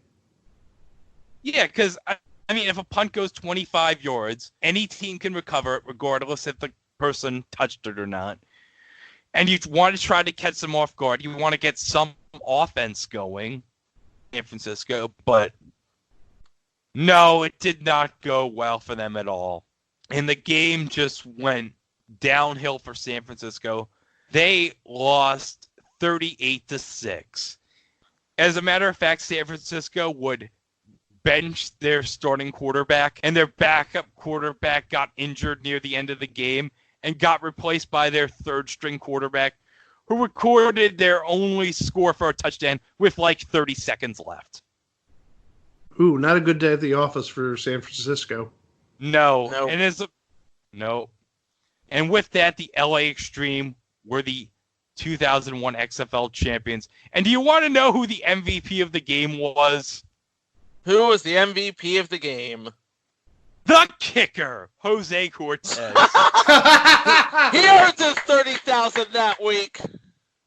Oh, by the way, we didn't even mention the championship game of the XFL was called the $1 million game because the teammates split a pot of $1 million. It was actually originally going to be called the big game at the end, but somewhere along the line, the XFL decided, no. I think the $1 million game is much better. Well, also the big game is generally referred to the Super Bowl because the NFL doesn't like people using the word Super Bowl, or at least media using it. Yeah, unless you're sponsoring or something, yeah. Yeah. Being that it's the $1 million game and being with the WWF connection, I'm surprised Ted DiBiase didn't show up with a giant check. And then after the game, Virgil took everyone to the Olive Garden for some meat sauce and breadsticks. But that would have been a great tie-in. Get Ted DiBiase to bring in the $1 million. That would have been great. And then do the evil laugh after he gives them the check. That's brilliant. Yeah, so, guys, the WWF and NBC lost a reported $35 million on the venture. Only recuperating about 30% of their combined $100 million investment. Although paid attendance was respectable, if unimpressive, because overall attendance was only 10% below the league's goal had been at the start of the season, the XFL ceased operations after one season due to low TV ratings. Now, before they had to shut the league down, NBC said to Vince, "You're not going to get a second season of the XFL." So Vince thought, okay, well, maybe I can try to continue it at UPN and TNN.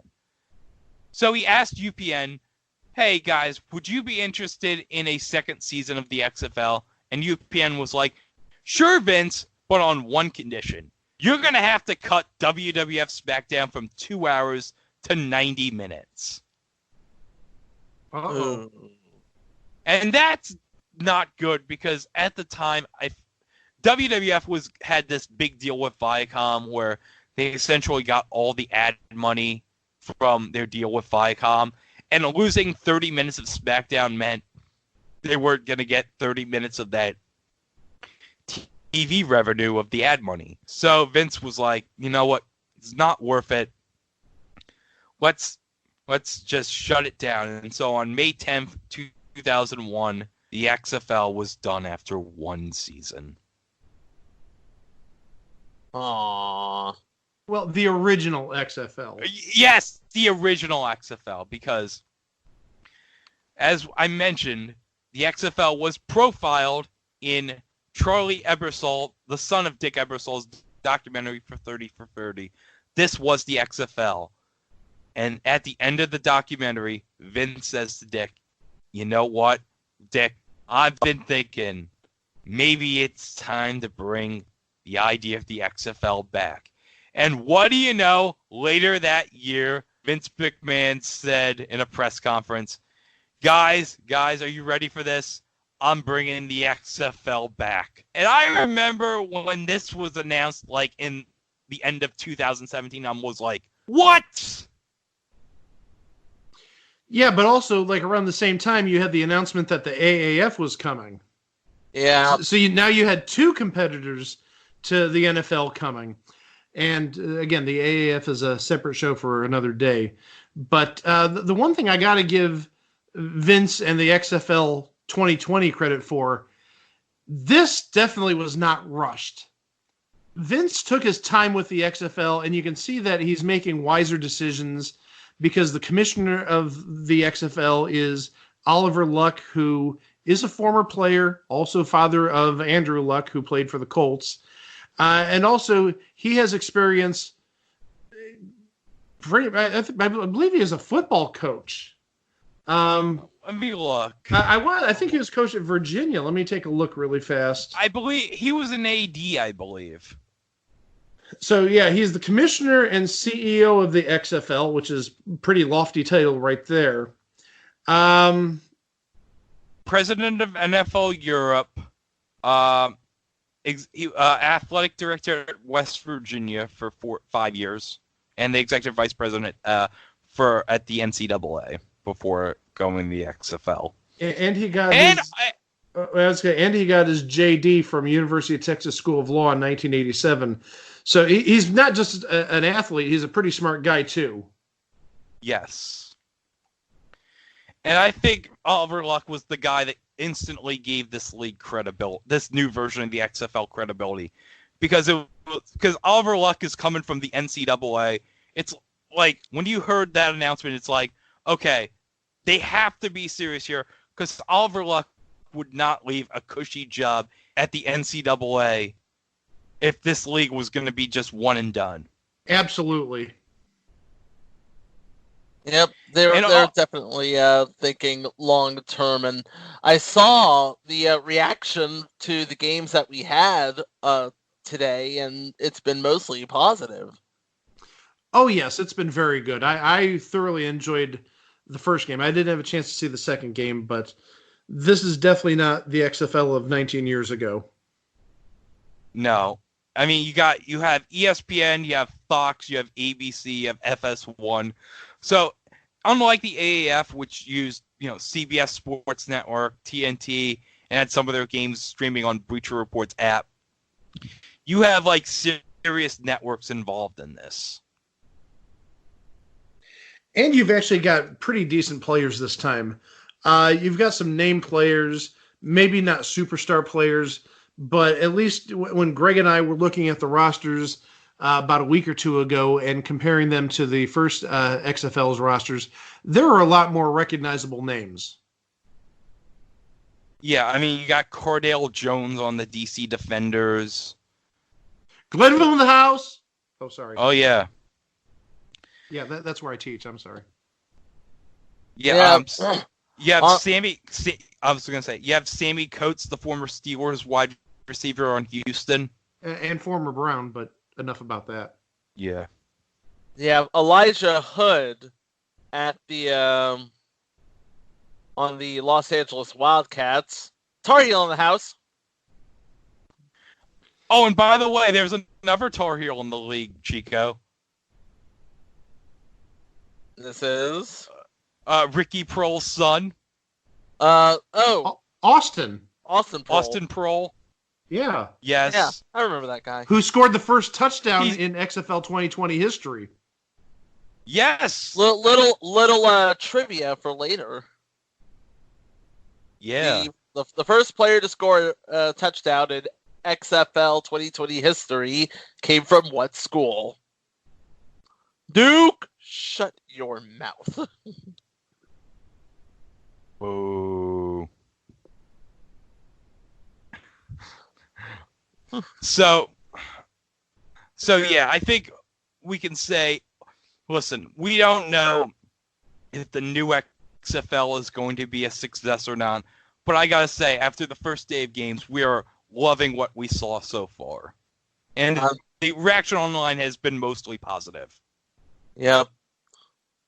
And the good thing about... I'm sorry, the other thing I wanted to add, the head coaches that they got this time around, they didn't just get retreads from NFL Europe. They got some very good coaches, or at least coaches that have actually coached at the pro level, at the NFL level. June Jones, Jim Zorn, Kevin Gilbride, Mark Trestman. Each of those men has been a head coach at the NFL level. So they weren't like retreads from NFL Europe or arena football or whatnot. They got legitimately good coaches. And not to mention, we didn't even mention that the defensive coordinator for Mark Trestman is Jerry Glanville. Himself a former head coach, but also that makes you wonder, Greg, did he leave 2 tickets at the will call window for Elvis? Well, Mike, I hope... I was going to say, well, Mike, I hope in tomorrow's game between the Vipers and the Guardians at MetLife Stadium, some guy who does the will call at MetLife Stadium is looking at Jerry Glanville's request, being like, Elvis? What the hell? Yeah, they don't get it. Do a Google search on Jerry Glanville and Elvis, and you'll get the whole story. So, guys, That's the XFL 2020, but the XFL 2001, you had opening scrambles, you had cheerleaders, you had no fair catches. You had Rodney Dangerfield. You had Rodney Dangerfield in a towel. You had Matt Vasgersian and Jesse Ventura. You had the black King, and red balls. The King, JR, and Mike Adam Lee work at the same game, which was, let's be honest, strange. By the way, guys, Mike Adam Lee in WWE, that's a future entry. And Chico, you didn't even mention that Jonathan Coachman was also involved in the 2001 XFL. Of course, the coach was already in WWF at this point.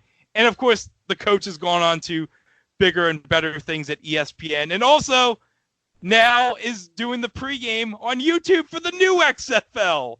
So, yeah, we have one holdover. It's come full circle for the coach. You gotta love it.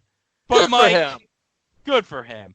But Mike, take us out, and then we'll get to what you said about, It had all of that stuff, and then it didn't have ratings. And Mike, all that you mentioned, Greg, is great, but there's one thing that it was missing. What was that, Mike? People watching it. And that's why we fondly look back at the XFL as just another thing on TV. Yeah. Yeah, so the original XFL, the 2001 version, we closed the book on, but man, the 2020 version, if day one is any indication, man, I'm looking forward to what's to come. It'll be the new USFL, and I say that only sort of jokingly, because the USFL did get a good 3 years or 4 years length out of it. Hopefully it'll last longer than that, but the changes that I saw today and the games I saw today were very fun, so hopefully that continues and doesn't go the route of the AAF. Just as long as Tom Dundon doesn't buy into it just to fold it, I think we'll be good. Speaking of folding, another deep cut. Oh yeah, hey, Google it here. I'm not here to educate you, but I am here to tell you that we are on the web, and it was a thing on TV.com. There you will find past episodes, all of our social streams, and more about the show, more about us. We do kindly remind you that we are available where all fine podcasts can be streamed. Podbean, Apple Music, Google Play, the like, Stitcher. Can't forget Stitcher. Coming soon to Pandora, we hope. No, we're on Pan. Say coming soon to Pandora, but also we're on Spotify. Okay, Spotify, coming soon to Pandora, we hope. And of course, we gotta send a shout out to our good friends at the Place to Be Nation Pop channel, who have hosted us so graciously over the past few weeks. Oh, and this might be a big interest to them, so hopefully they'll get some real mileage out of this. Yeah, hopefully they do, and hopefully we do. But, yeah. So, yeah, just, again, like, subscribe, share. Don't forget to share our podcast, because sharing is caring. Yes. Boy, it seems like I've heard that before. Maybe once. Well, guys, our next episode later this week. Mike, we're going to finally get into a subject that has been grinding your gears for years. I don't want to spoil it, but yes, I have a rant, and I hope people at networks are listening, because I need closure. Guys, at Buzzer, we know you listen to our podcast. You need to listen to our next episode, because Mike, he needs closure on this one subject. He really does. Just do it this once, please. Just make Mike happy, please. That's all we ask. Make Mike happier. You showed Match Game Hollywood Squares last night with Bill Cullen. That made me happy. Make me happier. Yeah, the only thing that was missing was, getting Ed Begley's TARDIS and giving Bill Cullen a segue so he could get to the other end of the stage. Oh, funny you would mention that. And you know what? I'm just going to leave it there. For Greg, for Mike, my name is Chico. Our time's up, and we thank you for yours. See you next time with another thing on TV.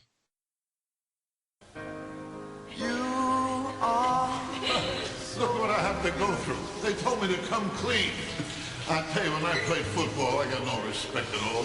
I shared a locker with a mutt. Yeah, I was a quarterback, and it was rough. I kept falling in love with the center. Hey, where's my wife? I can hear my wife. Where is she? 6 weeks later. Well, guys.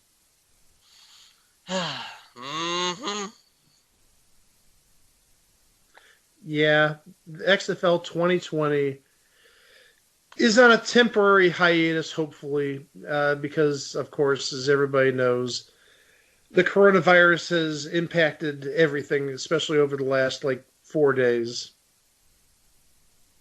They say they're going to come back again next season. All I can say is I've heard that one before.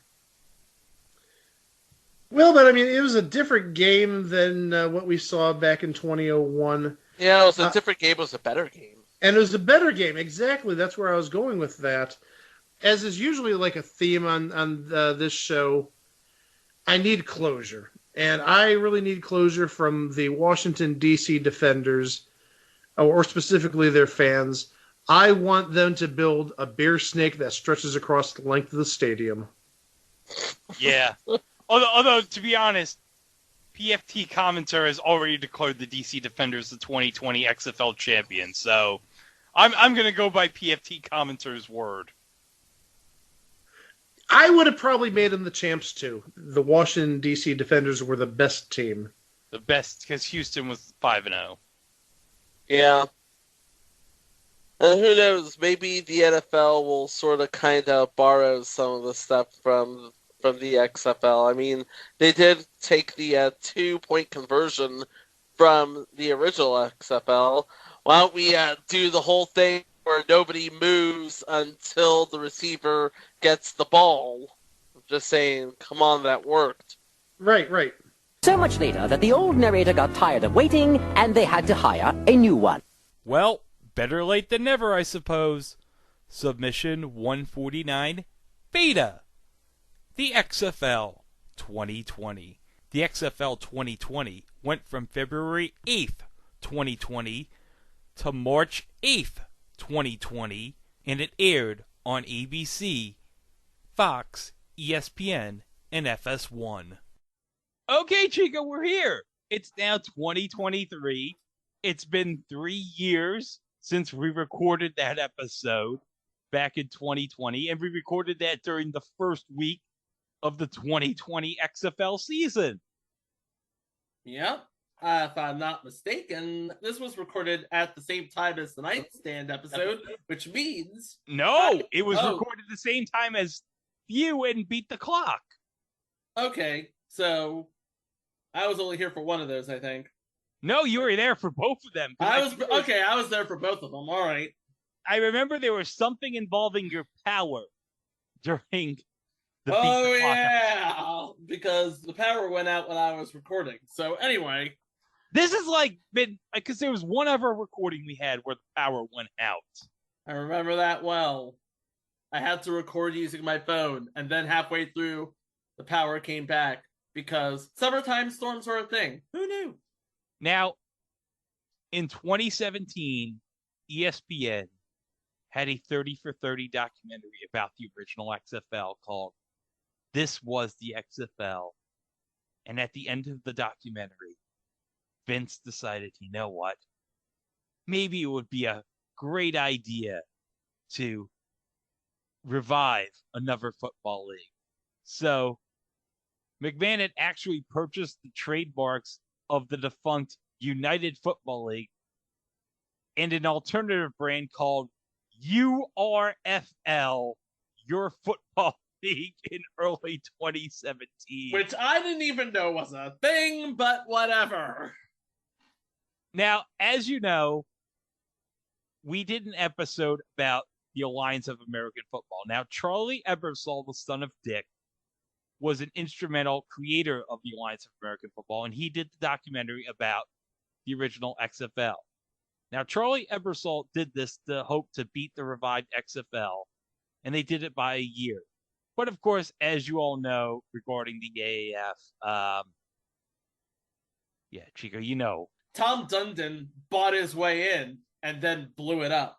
I mean, it was going to go under on account of all of the money being bled to death, but Tom Dundon didn't really help much. No, he couldn't have waited 4 damn weeks to have the season end. No, he was like, I got my gambling app. Screw this.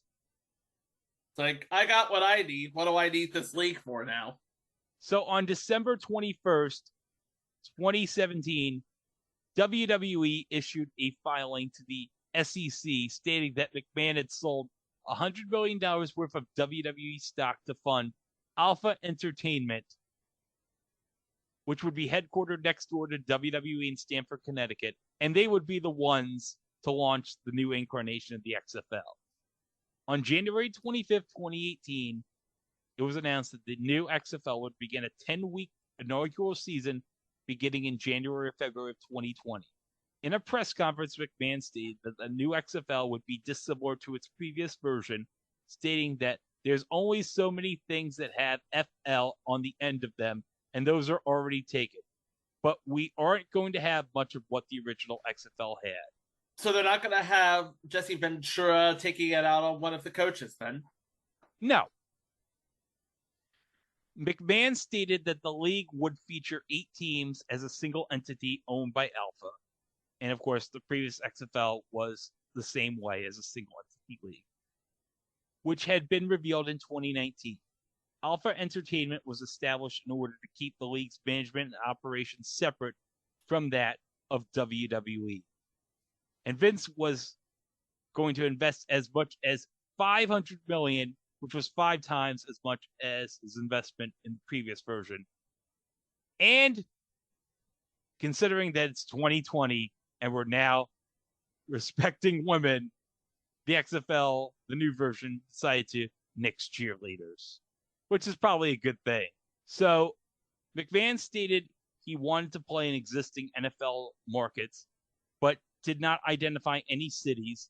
He also did not rule out playing on artificial turf because, as I mentioned in the original episode, the original XFL only played on stadiums with natural grass and not on artificial turf. Because they wanted to be like the original Smash Mouth NFL. They didn't have this fancy pants plastic grass they were playing on, no. Now, if you'll remember in 2001, I don't think they have like the field turf we have now, because it would just be like the old school AstroTurf back in the day. Like artificial turf has progressed so much because you have like the field turf, which is like the artificial turf, which is with like those tire pellets in the turf. I know exactly what you're talking about because the practice fields at Carolina had the same kind of turf. I remember because when I was a student there, I noticed that, yes, I was playing on turf, but they had these little, tiny little pellets of rubber. Tiny little pellets of tiny pellets of rubber. It's too bad Tom Prey was no longer with us. He would have been great as in the original. Well, he was still alive when the original XFL was around. Maybe they should have gotten him to be like involved in the league. Yeah, maybe. Missed opportunity, Vince. So, like the 2001 version, the XFL had 8 teams, all owned by the league's holding company. And to differentiate itself, Alpha Entertainment was spun off from WWE to keep the league's finances separate from the wrestling company because I don't think they wanted the WWE stock to tank. Gee, that's not going to be like a big thing. Vince, like, tanking a stock? I'm sure that will not come into play like a couple of years later. That'll never happen. Why would that ever happen? Why would that ever happen? Now, with the AAF, it created issues when the XFL was trying to select cities because many of the potential candidates for example, Orlando and Birmingham, which were cities in the original XFL, were selected for the AAF in 2019. So I'm guessing the XFL was probably thinking, well, if the AAF has a second season, it kind of makes no sense to have a team in those cities. But who did they get, Chico, to be the commissioner of the 2020 XFL? I would like to know this myself. Well, you already know because I mentioned it in the previous episode. You did. And I do. It would be Oliver, I'm Andrew's daddy, Luck. And that was kind of a big get because he was working for the NCAA at the time. Oh, yeah. This was supposed to be a move that would establish some legitimacy as a league. Yes.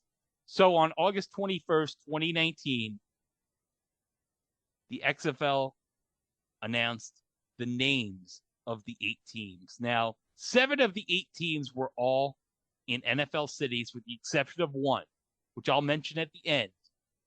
But I'll talk about the 8 teams, starting with the Dallas Renegades playing in Arlington, Texas at Globe Life Park in Arlington.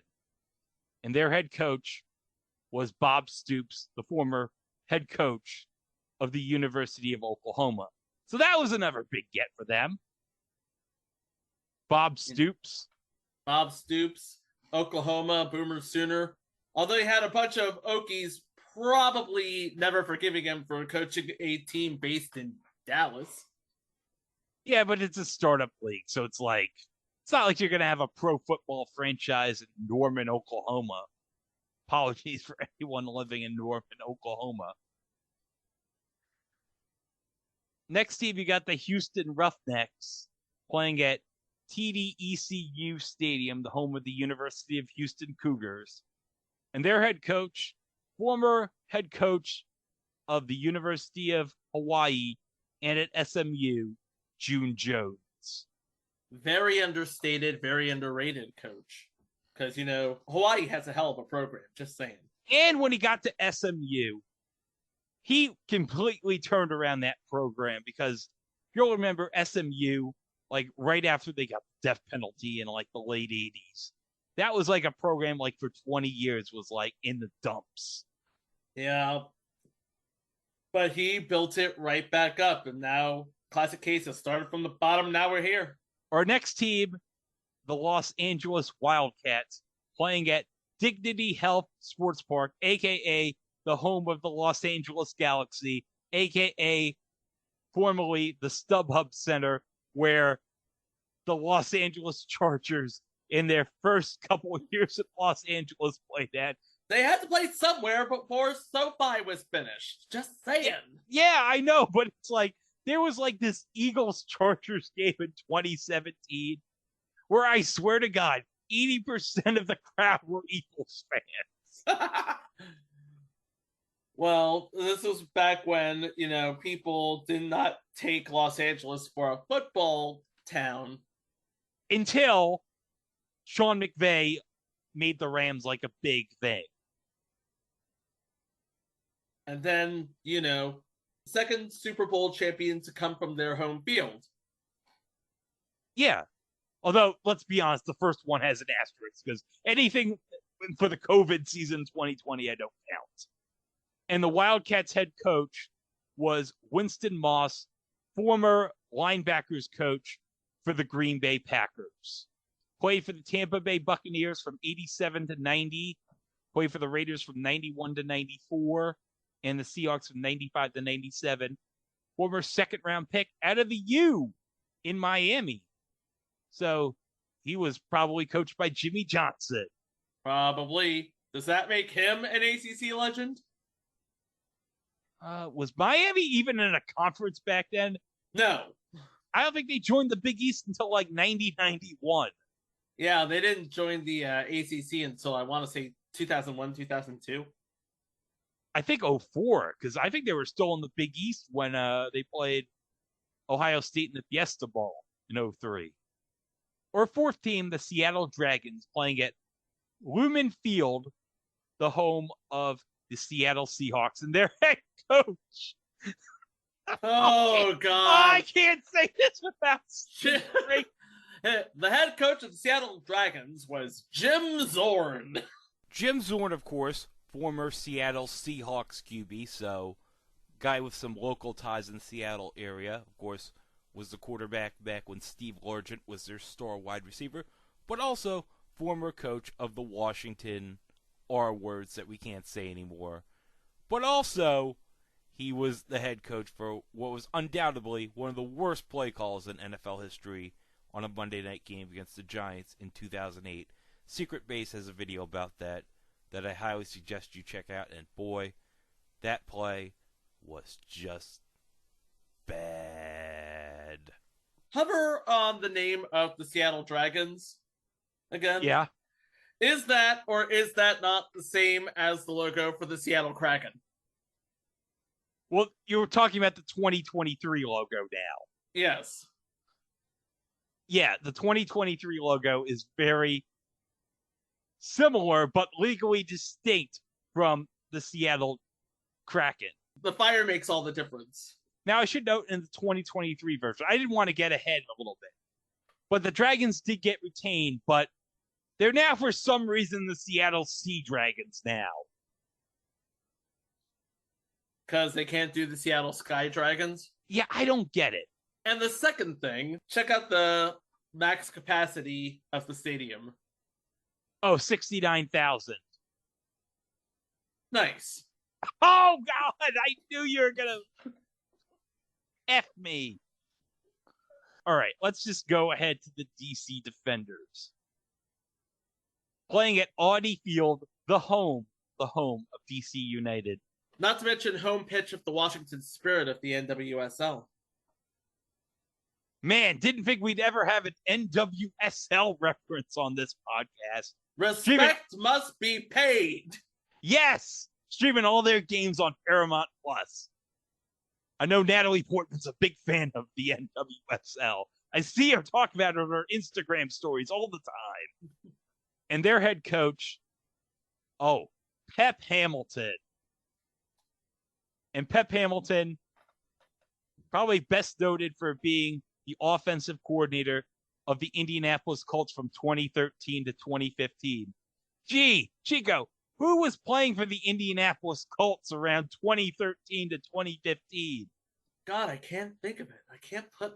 Man, I'd be lucky if I knew who it was. I'd be Andrew-lutely lucky if I knew who it was. Yeah, I can't think of it either.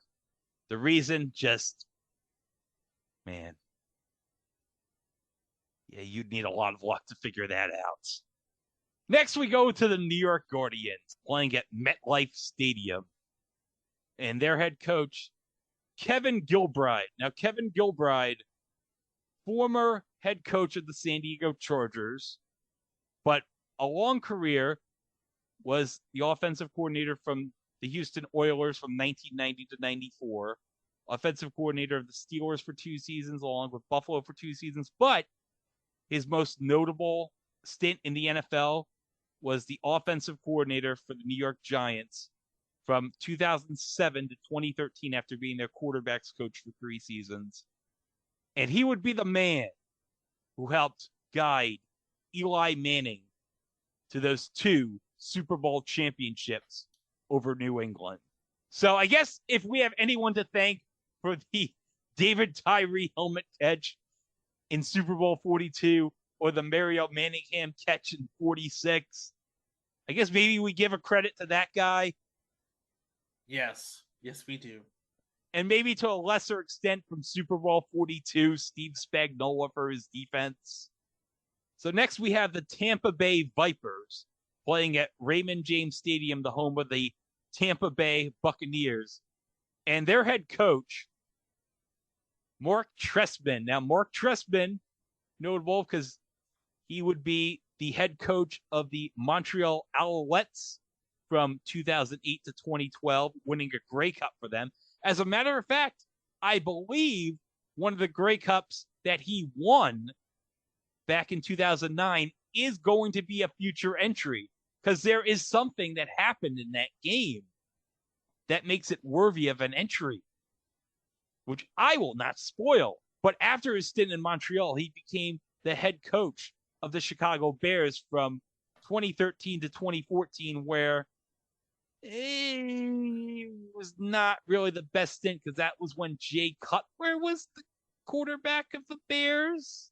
And if you're coaching Jay Cutler, you're going to have a bad time. Just saying. And then he was the offensive coordinator for the Baltimore Ravens for 2 seasons. I'm guessing that was after Jim Caldwell. Not that Jim Caldwell. The other Jim Caldwell became the head coach of the Detroit Lions. And then he went back to the CFL with the Toronto Argonauts, where he won his 3rd Grey Cup in 2017.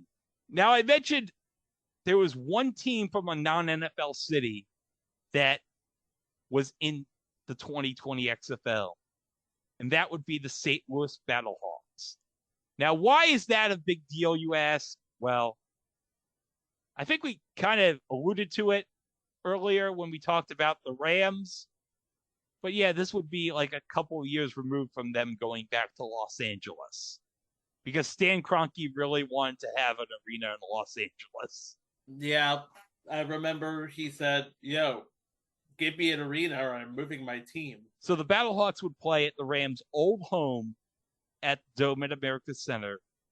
And their head coach, Jonathan Hayes, now, before that, he was the tight ends coach under Marvin Lewis with the Cincinnati Bengals from 2003 to 2018. So, okay, probably like maybe the least impressive resume of any of the coaches, but okay. You got to get somebody, I guess. Now, I should note the XFL had quote-unquote 19. Now, let me explain the concept of this 19. They had something called Team 9, which was a specialized team that acted as a hybrid farm team and practice squad for the league, and was inspired by a tactic employed by NFL Europe. So Team 9 would have 40 players, meant to prepare players in case one of the XFL's 8 teams needed to fill a roster vacancy. So they shared practice facilities with the Dallas Renegades and had their own coaching staff, which was Bart Andrews, former coach for the Amsterdam Admirals in NFL Europe, and is now the head coach of the Philadelphia Stars in the new USFL, and also was the head coach of the Omaha Nighthawks in the UFL. Yeah, one day we'll cover that in the UFL one day. They did last more than one season, by the way. Yeah, which is more than we can say about the AAF or the first 2 incarnations of the XFL. True. During the first 2 weeks of the season, teams were encouraged to use players from Team 9 to fill roster spots, but were not required to do so. They could prefer to sign a player unaffiliated with the XFL or re-sign a player who participated in preseason camps but was cut. Following week 2, exclusively using Team 9 players to fill rosters was a requirement, with Team 9 constantly replenishing itself by adding new players from outside the league. Okay, so those are our teams. Now let's talk about the networks and the broadcasters. So in January of 2019, the Sports Business Journal reported that the XFL was desiring that the majority of their games air on broadcast TV and had 4 television partners: ESPN, ABC, Fox, and FS1. So ESPN would broadcast the Western Division Championship and the XFL Championship, and I'm presuming Fox would broadcast the Eastern Division Championship. Which would make sense. I mean, you take into account that one network has the NFC and the other has the AFC, and they're pretty much modeling their broadcast model off of that. So the networks had ultimate control over the game presentation. McMahon and his longtime media man Joe Cohen brought back many of the features from the original XFL, like the Skycam and the on-field Bubba cams, along with some innovations that came from the AAF, including access to the on-field microphones, including the coach to the player radios, referees, and the Sky Judge, which arguably was the best thing in the AAF. So sideline reporters, like in the original XFL, were given full access to coaches and players for interviews at all times. All right, so let's get into the broadcast teams. First, for the Fox side, your A team would be Kurt Menefee, the host of Fox NFL Sunday, and Joel Klatt from Fox's college football coverage, which is kind of a good fit because you want to have like somebody from your NFL side and somebody from your college side handling the color, because obviously some of these guys Joel Klatt would be familiar with from college. And then for the B game, well, you had Kevin Burkhardt, who at the time was the B play-by-play announcer for Fox. And of course, now, with the departure of Joe Buck in 2022 to ESPN, is now the A announcer for Fox. And, well, his color guy, well, let's just say he would be like his future partner on the NFL. And he would have just retired from the Carolina Panthers at the time. Good guy, Greg. Yeah, we're talking about Greg Olson. And he's managed to become a great broadcaster in his own right. Although, at the time we're recording this, given someone might be taking his job for undeserved reasons, a.k.a. Uncle Rupert happened to give this guy $375 million, despite him having the personality of a wet fart. Do not do this to Kevin and good guy Greg. They are awesome together. Do not do this. Yes, and you could see while watching this that they had something going, and it was pretty much a given, like when Greg went to the NFL side, that they would pair him with Kevin. Because if I'm not mistaken, was it like Charles Davis at the time, the color man for Burkhardt? I believe that would be the case. Yep. Kevin Burkhardt and Charles Davis. Yeah, because that would have been the two team at the time, and then Charles Davis went over to CBS. And that's how Greg Olson came in, because there was an open spot. So the top team for ABC and ESPN, Steve Levy, who would have previously been, or was he working for Monday Night Football at the time? Because I think, was this like, or he was about to be, because I think Tessitore was the announcer, right? Right. And Steve Levy would join, I want to say, 1 or 2 years after this for Monday Night Football. And of course, that was before we get Tweedledee and Tweedle passes. Well, that's your opinion. Joe Buck and Troy. Joe Buck is Joe Sucks. Sorry. You know what? I don't have any problem with Joe Buck, to be completely honest. I believe Steve Levy was the Monday Night Football announcer in 2020 and 2021. So he was definitely there before Joe and Troy were there. And his color guy, former University of Alabama Crimson Tide quarterback, Greg McElroy.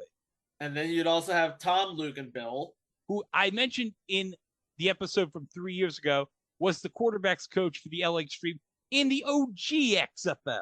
And as I believe I mentioned in the original episode, Tom's dad, Al, worked also for the LA Extreme.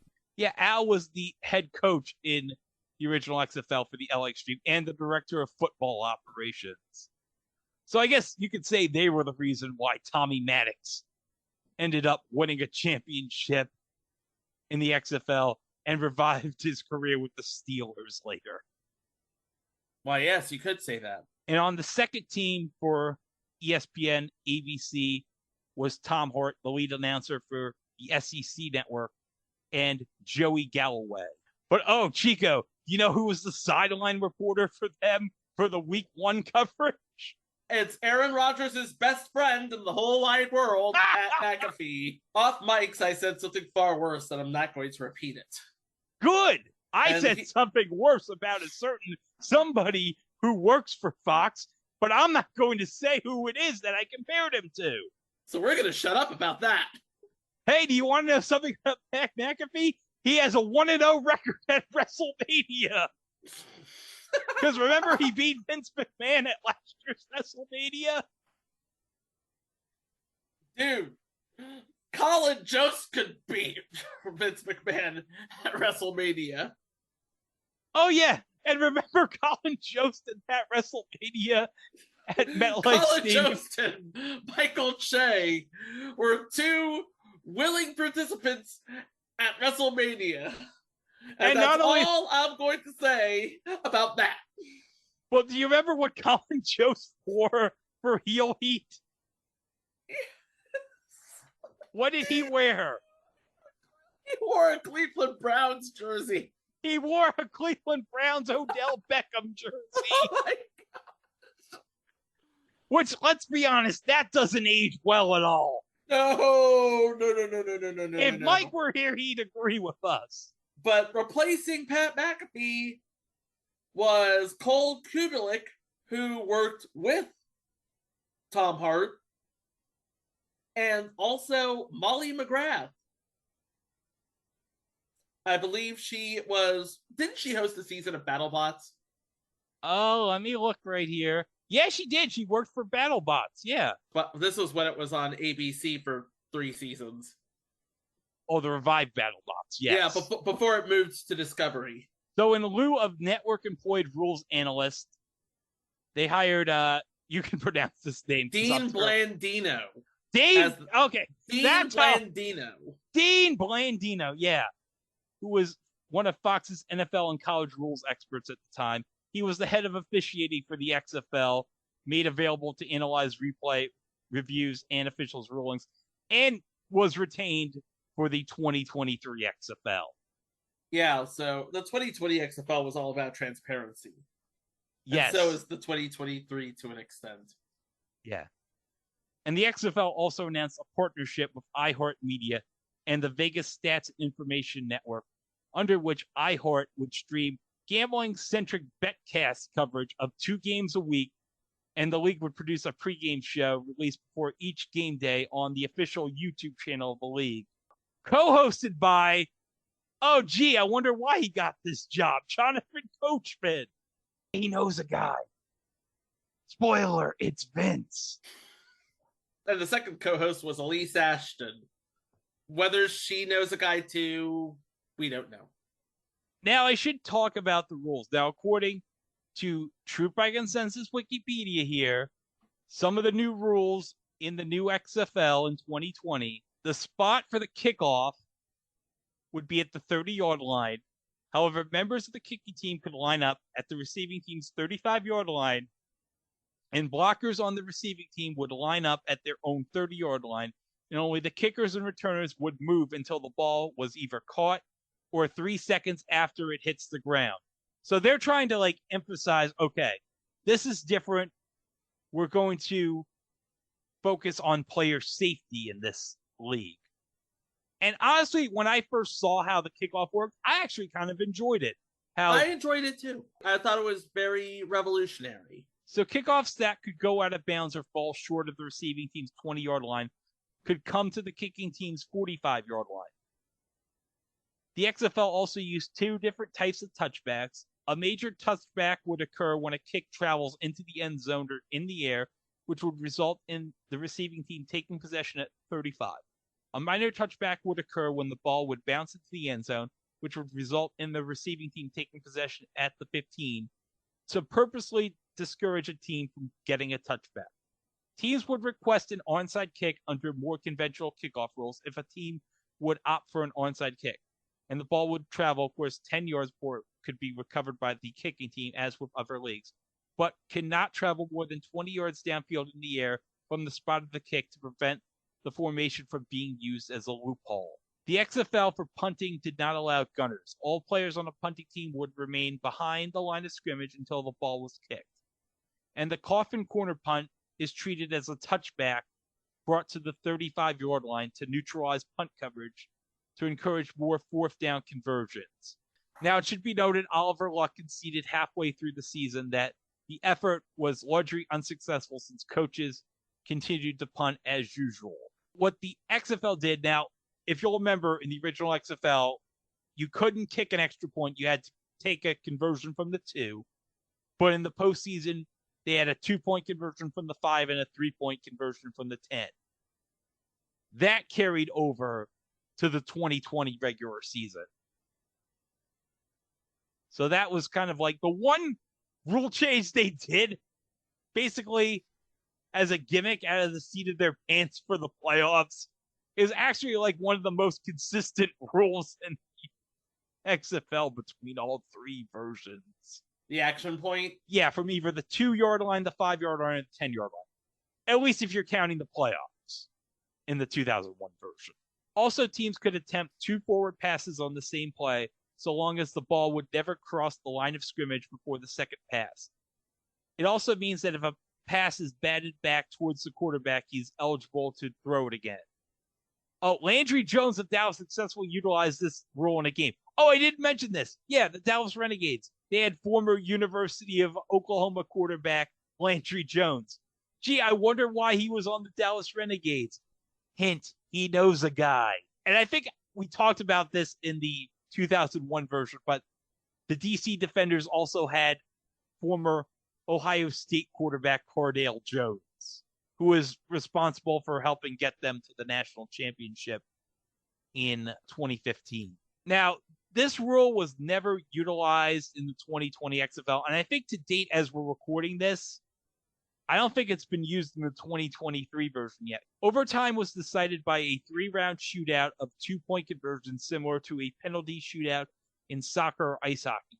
So this was a new rule, since this kind of rule was never utilized in football. Unlike other football leagues, a coin toss is not used to determine who is on offense first.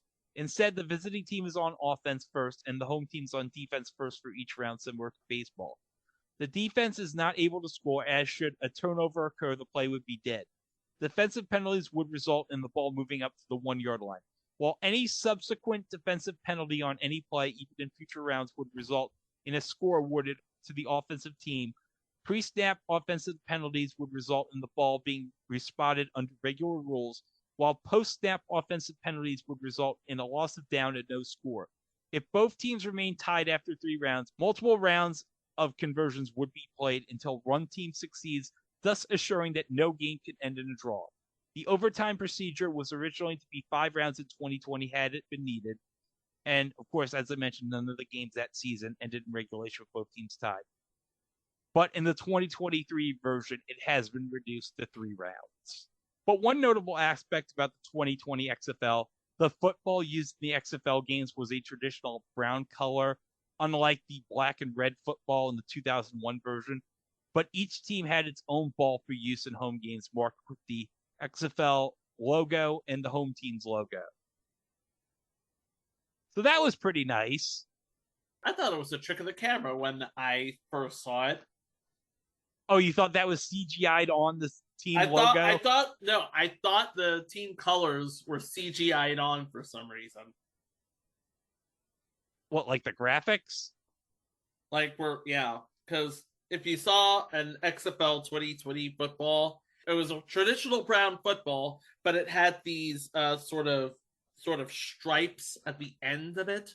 Okay, so now let's go over the games real quick. For February 8th in week 1, we had ABC broadcasting DC and Seattle, and Fox broadcasting Houston and Los Angeles. And then the following day, February 9th, we had New York against Tampa Bay on Fox, and St. Louis against Dallas on ESPN. Now, let's go over the ratings for week 1. You had a 3.3 rating for ABC and a 3.29 rating for Fox.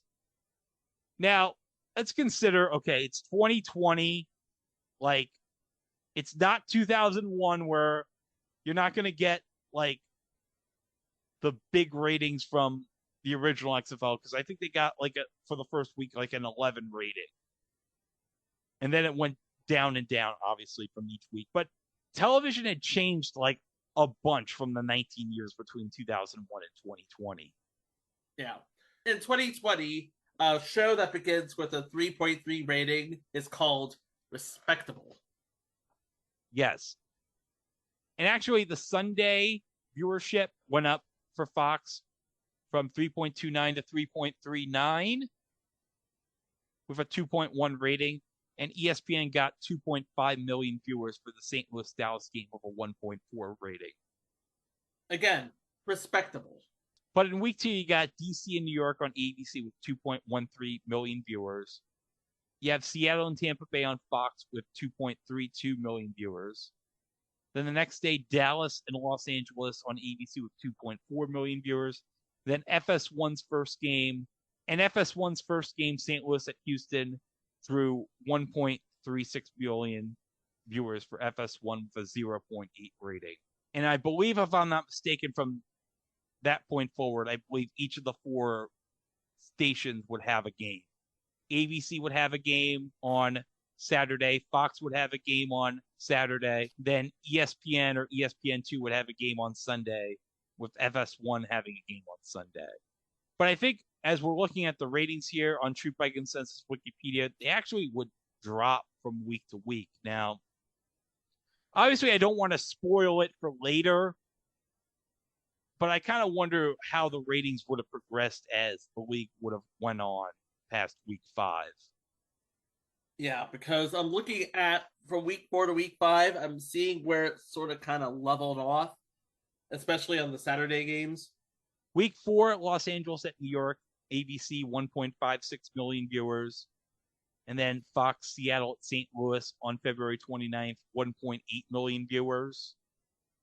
Then the following week, Seattle at Houston on ABC, 1.55 million. New York at Dallas on Fox, 1.5 million viewers. So yeah, I see where it sort of leveled off.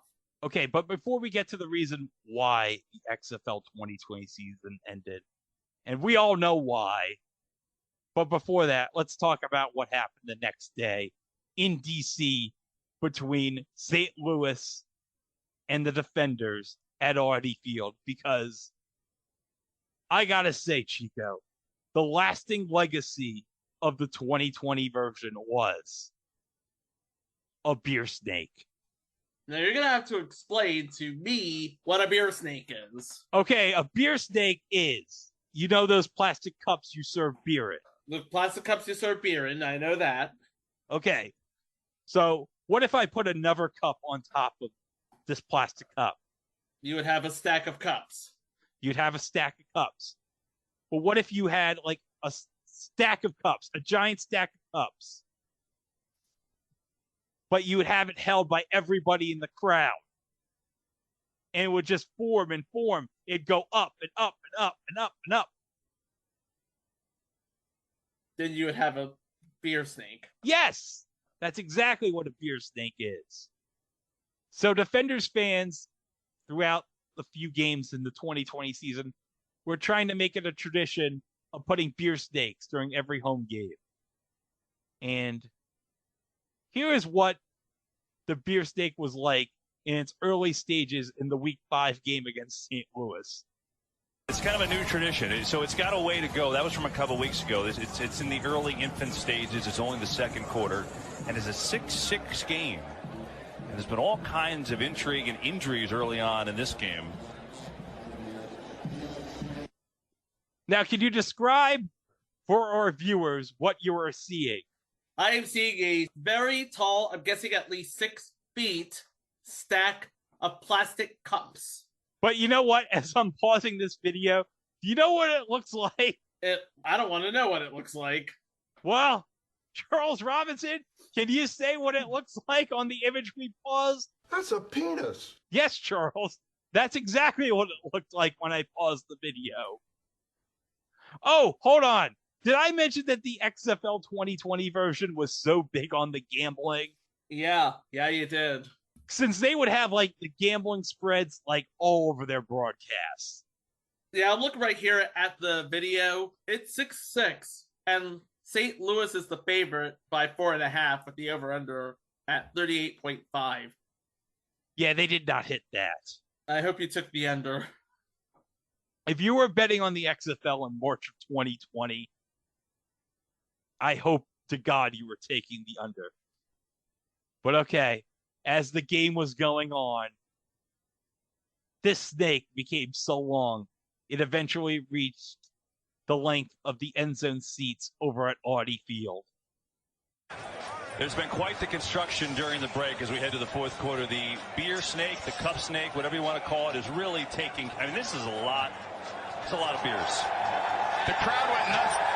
Those two guys are grinding in the middle in the white T-shirts right there. They are grinding. The poor guy in row one, though, has been holding that cup for 45 minutes. Yeah, I think that's a lot of weight on the triceps to hold that up the entire. Now you figure you got to try and get to the top. You've got to get to the top. You got 15 minutes. You got one quarter. And they're throwing. People are throwing cups at them to add to the collection. I love that they just had a random USA chant during it. Random USA chant is random. And we're looking at a picture right now in an SB Nation article, which I'm going to link for the extended cut. It's from Jake Russell, and it says, Beer Snake update, quote unquote, Harry, we've reached the top. And there it is.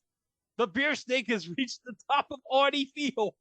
Imagine what would happen if this was in a proper stadium. Oh my God, could you imagine? But I'm looking at this picture right here of the crowd here. Is that some sort of, I don't know, sea captain or something? There's a sea captain right here. There's a guy in a captain's hat, and we got some girl in a Capital shirt, but one guy right here is wearing a Port My Take shirt. Which I'm sure PFT commenter would have appreciated being a DC resident. I like this. By the XFL's best estimation, this is from the SB Nation article, the huge snake consisted of 1,237 cups, 19,792 ounces of beer consumed, and of course, an unbelievable group effort. And according to the SB Nation article, the snake started out as two different snakes and then combined to form a mega beer snake. All right, let me click on this video here from the Defenders Twitter account that says the best fans of the XFL reside at Audi Field, home of the beer snake. Talk about the best tradition in the XFL, the beer snake. Now, and there's the captain. Well, we salute you, beer snake captain. We've done some research, Kevin. This thing started as two different snakes. They combined in the fourth quarter because this is what it's all about. I want to take you through just how long. Look at there's a guy. There's a guy wearing a Bud Light seltzer box as a helmet. Imagine what would happen if it was a White Claw box. He'd probably get his ass kicked. But the best part, Oliver Luck even partaked in the steak.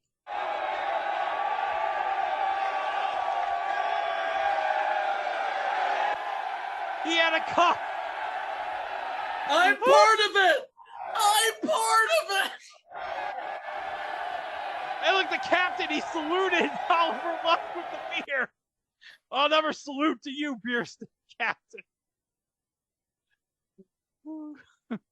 And according to Pep Hamilton, the coach of the Defenders, via NBC Sports Washington, I had never seen anything like that. That was pretty cool that the fans were having fun. We gave them a reason to be happy and celebrate. But then, unfortunately, at the end of the article, the Week 5 beer snake could not last forever. And some of the remains of the snake were found in trash cans outside the Defenders Stadium. Read the tweet. Let me read the tweet from the Defenders account. Today we mourn the loss of a national treasure. Rest in peace, Week 5 beer snake. Gone, but not forgotten. And it says, Week 5 beer snake, March 8th, 2020 to March 8th, 2020. Drink more beer with the quote attributed to TC Defenders fans. But this last line is heartbreaking. It says, surely this won't be the last beer snake we see this season. The Defenders' next home game is this Sunday against the Dallas Renegades. Well, about that. Let's go ahead and say it. The XFL 2020 was done in by COVID-19. And if I remember correctly, I think Vince was going to go ahead with the Week 6 games. And then somebody said to Vince, that's probably not a good idea. Don't do that. Which is not surprising because it's Vince. This is Vince McMahon we're talking about. He's not exactly the smartest man in the room. He probably had that sound bite echoing in his head. Is this or is this not the XFL? Answer, yes, it is. Question 2. Do I or do I not have a pulse? Answer, yes, I do. So on March 12, 2020, the league canceled the remainder of its regular season games over concern over the pandemic. And during that time, the league was still planning on having a 2021 season. But on April 10th, 2020, XFL President Jeffrey Pollock informed employees on a conference call that the league would suspend operations and that all employees would be terminated. 3 days later, on April 13th, the league filed for Chapter 11 bankruptcy protection, saying that the coronavirus pandemic helped deprive the league of tens of millions of dollars in revenue. With the bankruptcy filing, the league put itself for sale and began the process of seeking a buyer to maximize the value of its assets to pay off creditors. Oliver Luck, who had returned home to Indiana on March 13th, was fired from his position before the bankruptcy filing, which led him to sue McMahon personally for wrongful termination the following month. On May 20th, 2020, the league made its first actions toward resuming operations by asking authorities in St. Louis, Houston, and Seattle to reinstate stadium lease agreements that had previously been attempting to discharge in the bankruptcy. On May 26, 2020, court filings in the XFL bankruptcy case revealed key dates surrounding the possible sale of the league. And as part of the bankruptcy agreement, Vince was not allowed to buy back the XFL. The deadline to follow as a bidder was set for July 30th, with the auction scheduled to take place on August 3rd, and the sale hearing was set for August 7th. And then on July 1st, 2020, ESPN filed a motion in court saying that they would be willing to consider broadcasting the XFL again under new ownership, but also made clear that they would not hold any stake in XFL assets. ESPN even stated that the XFL's services, skills, and talents were not fungible. On July 23, 2020, Fox also filed a motion in court that signaled a willingness to broadcast the XFL as well, but only under the condition that a new league owner could negotiate a new broadcast agreement. Fox described the XFL as a debitor, and on July 28, 2020, it was revealed that ABC had joined Fox and ESPN in calling for new television deals via the court system. It was also reported that ESPN, which is also connected to ABC, wanted to sever ties with the XFL. However, Fox was still open to continuing negotiations with the XFL, but wanted new terms for any future broadcast agreement and was non-committal. Now, somebody would buy the XFL. And do you know who would end up buying the XFL, Chico? Why, I do. It would be a consortium of Jerry Cardinale's Redbird Capital Partners, in addition to Dwayne Johnson and his partner, Danny Garcia. And they purchased the XFL for the bargain basement price of $15 million. And that's like nothing to The Rock.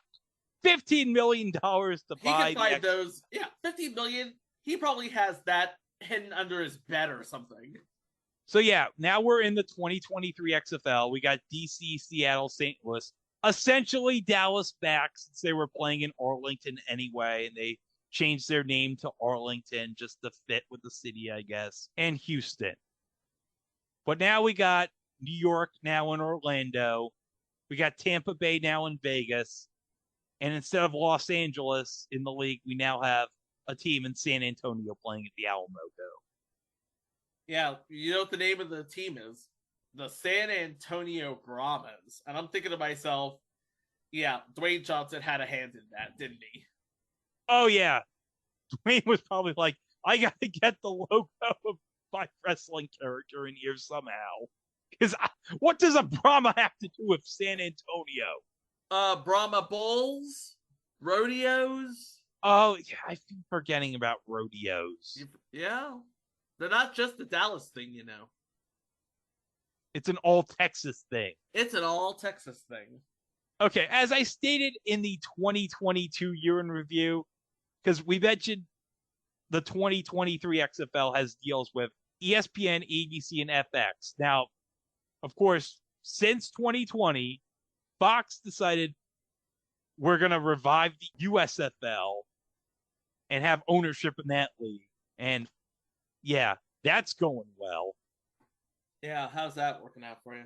But with the 2023 XFL, you have it exclusive to the Walt Disney Company under their umbrella of networks. So ESPN, ESPN2 sometimes, ABC, and FX. But most of the games, unlike the 2020 and 2001 XFL, which half the games of the week were on broadcast television, now most of them are like entirely on cable, which I can understand because ABC probably would have other broadcasting commitments on like a Saturday or a Sunday.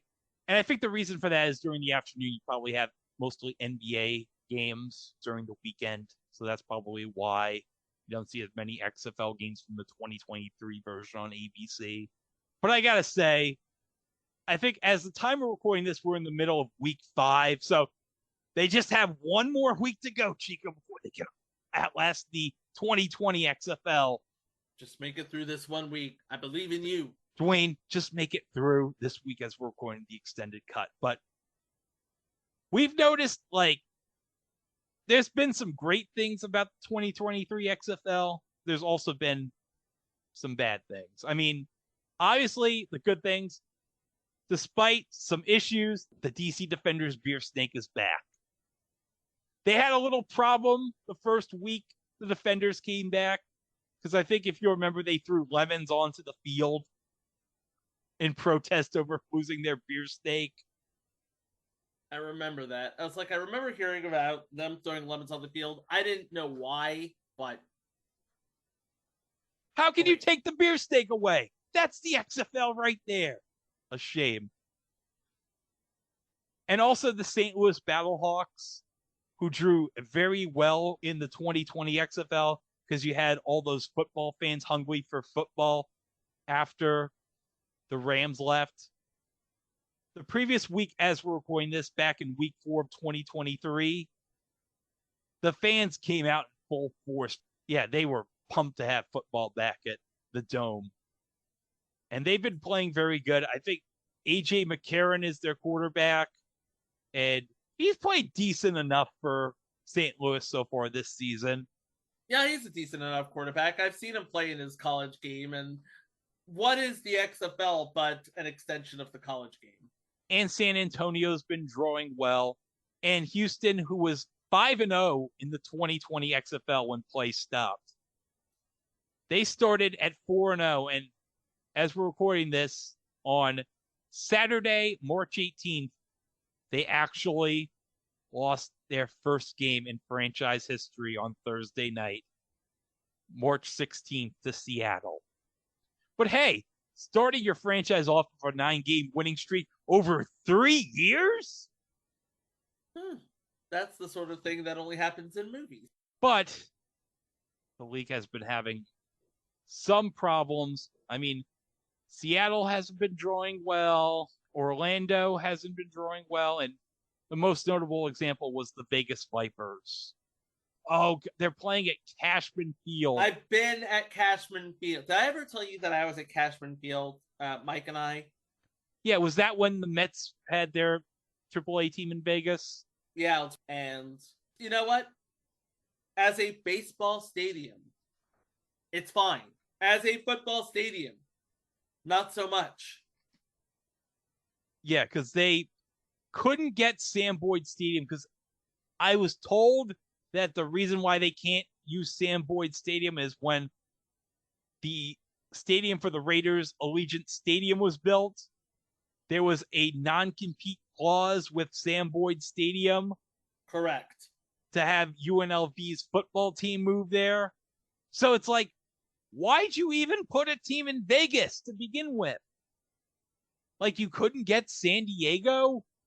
And the thing of it is, nobody's using the stadium at San Diego. I don't even know if it's called Qualcomm Stadium anymore. Well, I think it's for San Diego State for their football team. Oh, okay.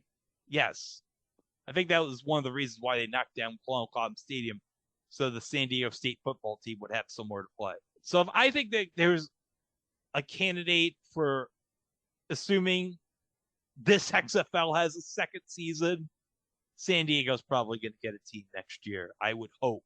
We shall see, but they got to expand. They got to expand because having 3 of your 8 teams in Texas, I can understand San Antonio because they've always supported alternative leagues from the USFL to the World League to the AAF, but it's like, I don't know. It's just, and you don't even have a northernmost team. I think your northeasternmost team is Washington, D.C.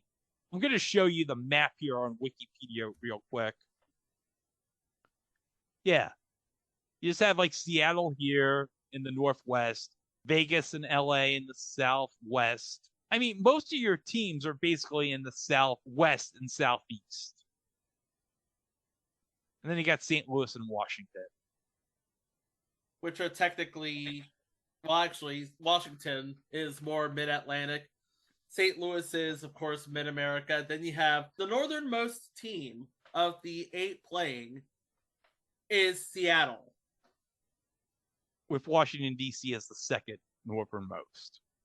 But only by so much over St. Louis, that is. So, baby steps. They're taking football markets and giving football to the football markets.